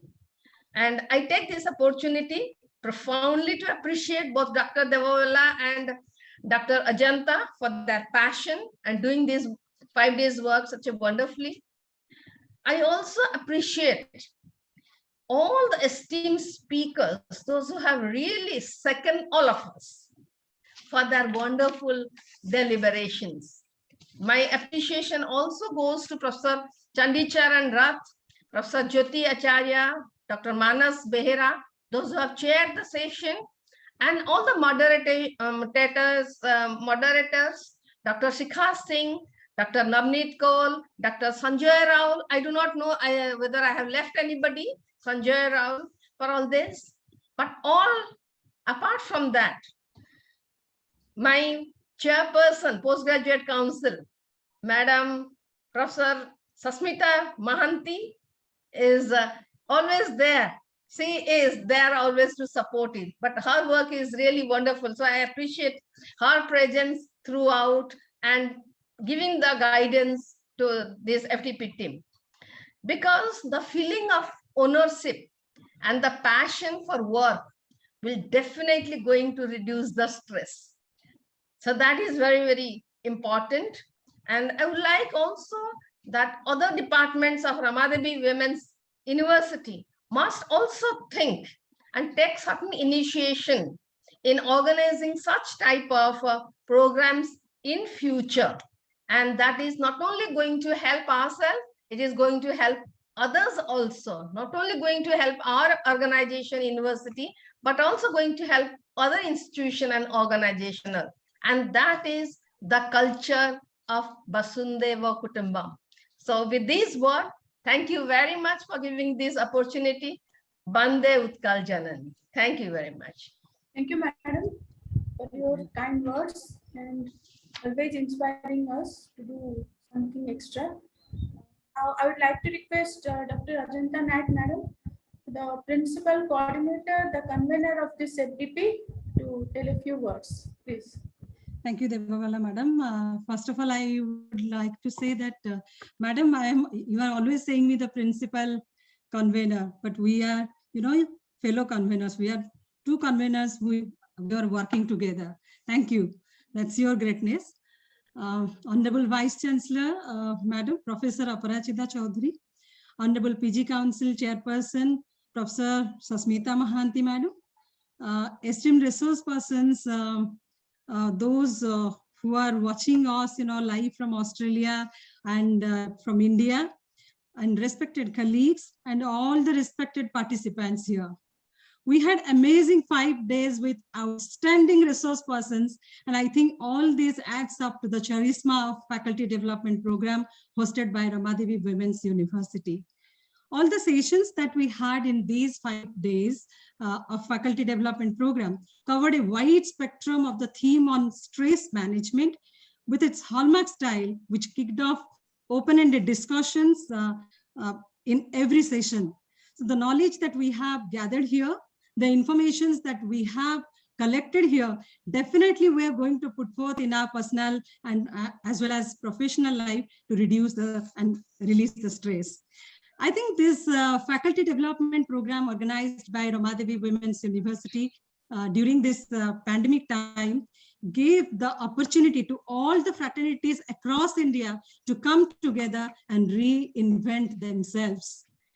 Today, at this conclusive hour, when I ask myself, I'm echoed with an answer.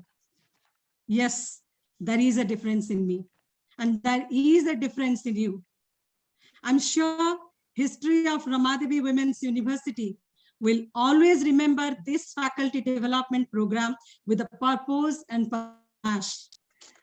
With this, I would like to thank our Vice Chancellor, Madam Professor Aparajita Chaudhary, without whom this program was not possible one. And she is the driving force behind this. I would like to thank our CPGC Madam for her constant support and encouragement. Madam, I remember I used to call you, 9 p.m. night, sometimes 9:30. And when I say, ma'am, I'm so sorry, I'm disturbing you late night, you used to say me, no, Ajanta, you go ahead. Tell me what you want to say. When we say that during at any period of time, madam, we will conduct a meeting and all that. Yes, go ahead. And this is also, the spirit of our Vice Chancellor. I always remember the 2 words from her: go ahead, go ahead. This is where the energy, the spirit that we get really to go ahead. I would like to thank all the resource persons across India and across the globe, because you are the stars of this event. And I would like to thank the IDP coordinator, Professor Chandicharan Ratha, extending his helping hand, Professor Madhusmita Pati, Professor Jyotirmayi Acharya for their constant advice and guidance. My fellow convener, Dr. Devawala Swai, putting her effort day and night, to conducting and organizing this program and to come up with the flying colors. Thank you, Sanjay sir. Thank you, Manas sir, Supreet sir, Sikha madam, Navneet madam. If I am leaving anyone, I don't think so. But behind the scene or behind this also, there are some unseen heroes of our university. So from the bottom of my heart, I would like to thank each and every one from the Rama Devi University. And last but not the least, all the vibrating participants making this event a grand success. Thank you very much. Thank you, madam. It's so nice talk of you. Now, I would like to give only my part, and then we'll close this ceremony. I would like to little open up. In the month of March, actually, me and Ajanta madam, we planned this FDP, and we've applied to some agency, funding agency, to get it approved. But due to some reason, it could not be. So, but we will all sit. Every day we are checking that site, that whether we are getting or not. So finally, Ajanta madam told me that yes, we have planned it. We are determined. We have to do this. So without taking much time, we asked CPGC madam and VC madam that we are there in our mind. Can we do this? Will the university support this? Will it be a self-financing part? Can we do this? So you can't imagine, without taking any time or thinking also, madam told yes, go ahead. Madam told, we are the motivators. We only get 2 words, go ahead. Okay. So, and now this is the outcome. I think we could give you a good result, that what you expected from both of us. During these 5 days, I got so many calls, chats from participants. And what I found, they are also getting so motivated that I expect that few of them will do such kind of events in their institute also. But madam told there will be a changing agent to their college, maybe their society, or maybe in their family. That I expect a lot. Even our faculty members are also greatly motivated. Big thanks to Ajanta madam for choosing me as your co-convener. What you did, that I could not. But what I did, that you can do it easily. We are having a tech guru with us, who is not coming to front, but he has contributed a lot. He has a lot of experience from industry. He guided us, supported us, done everything. Without him, I could not do all these technical parts and all things. I cannot imagine. Even today also, Ajanta madam from the morning, sees her health is little bit down. In between, she went for vomiting also. That much of stress she has taken last night. She has not slept even last night, but cannot find anything on her face. She's ever ready to do anything. And a big thanks to our two student coordinators, Prachi and Chinmay.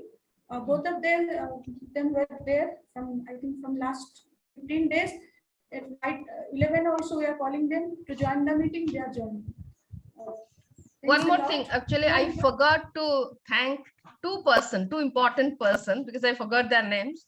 One is your invisible tech guru, whoever may be. So a big thanks to him for providing a wonderful technical support. And another is Suprit. Yes. So he was there as one of the wonderful moderators. So I forgot his name. That is why I was asking. So personally, I thank them, and on behalf of Rama Devi Women's University, and they owe to them also for making this the event such a grand success. Thank you. Can I take the name of our tech guru? He is not there in the front. He is none other than Mr. Santosh Chaudhary. He's from Oracle Corporation. Yeah. He's there also. He's always there with us. Okay, coming back to a few questions from the participants. Your assessment is already done. Your results are with us. Your attendance are with us. We are very soon going to process it, and all of you will get your e-certificates in your registered mail ID within a period of 7 days. We are trying, if possible, also earlier operations can be done. And these YouTube links of our videos will be provided to you in your mail ID and your WhatsApp groups. And all these materials, also the PPTs, also will provide you. Don't worry, you can take away these things for your future stress management. That's all from Rama Devi Women's University for today, and till the next FDP. I hope all of you enjoyed a lot and learned a lot and managed your stress a lot. Madam, shall I end the meeting now? Yeah. This is the end up. You can just. Okay. Thank you all. Thank you, everyone. Thank you, everyone. Thank you.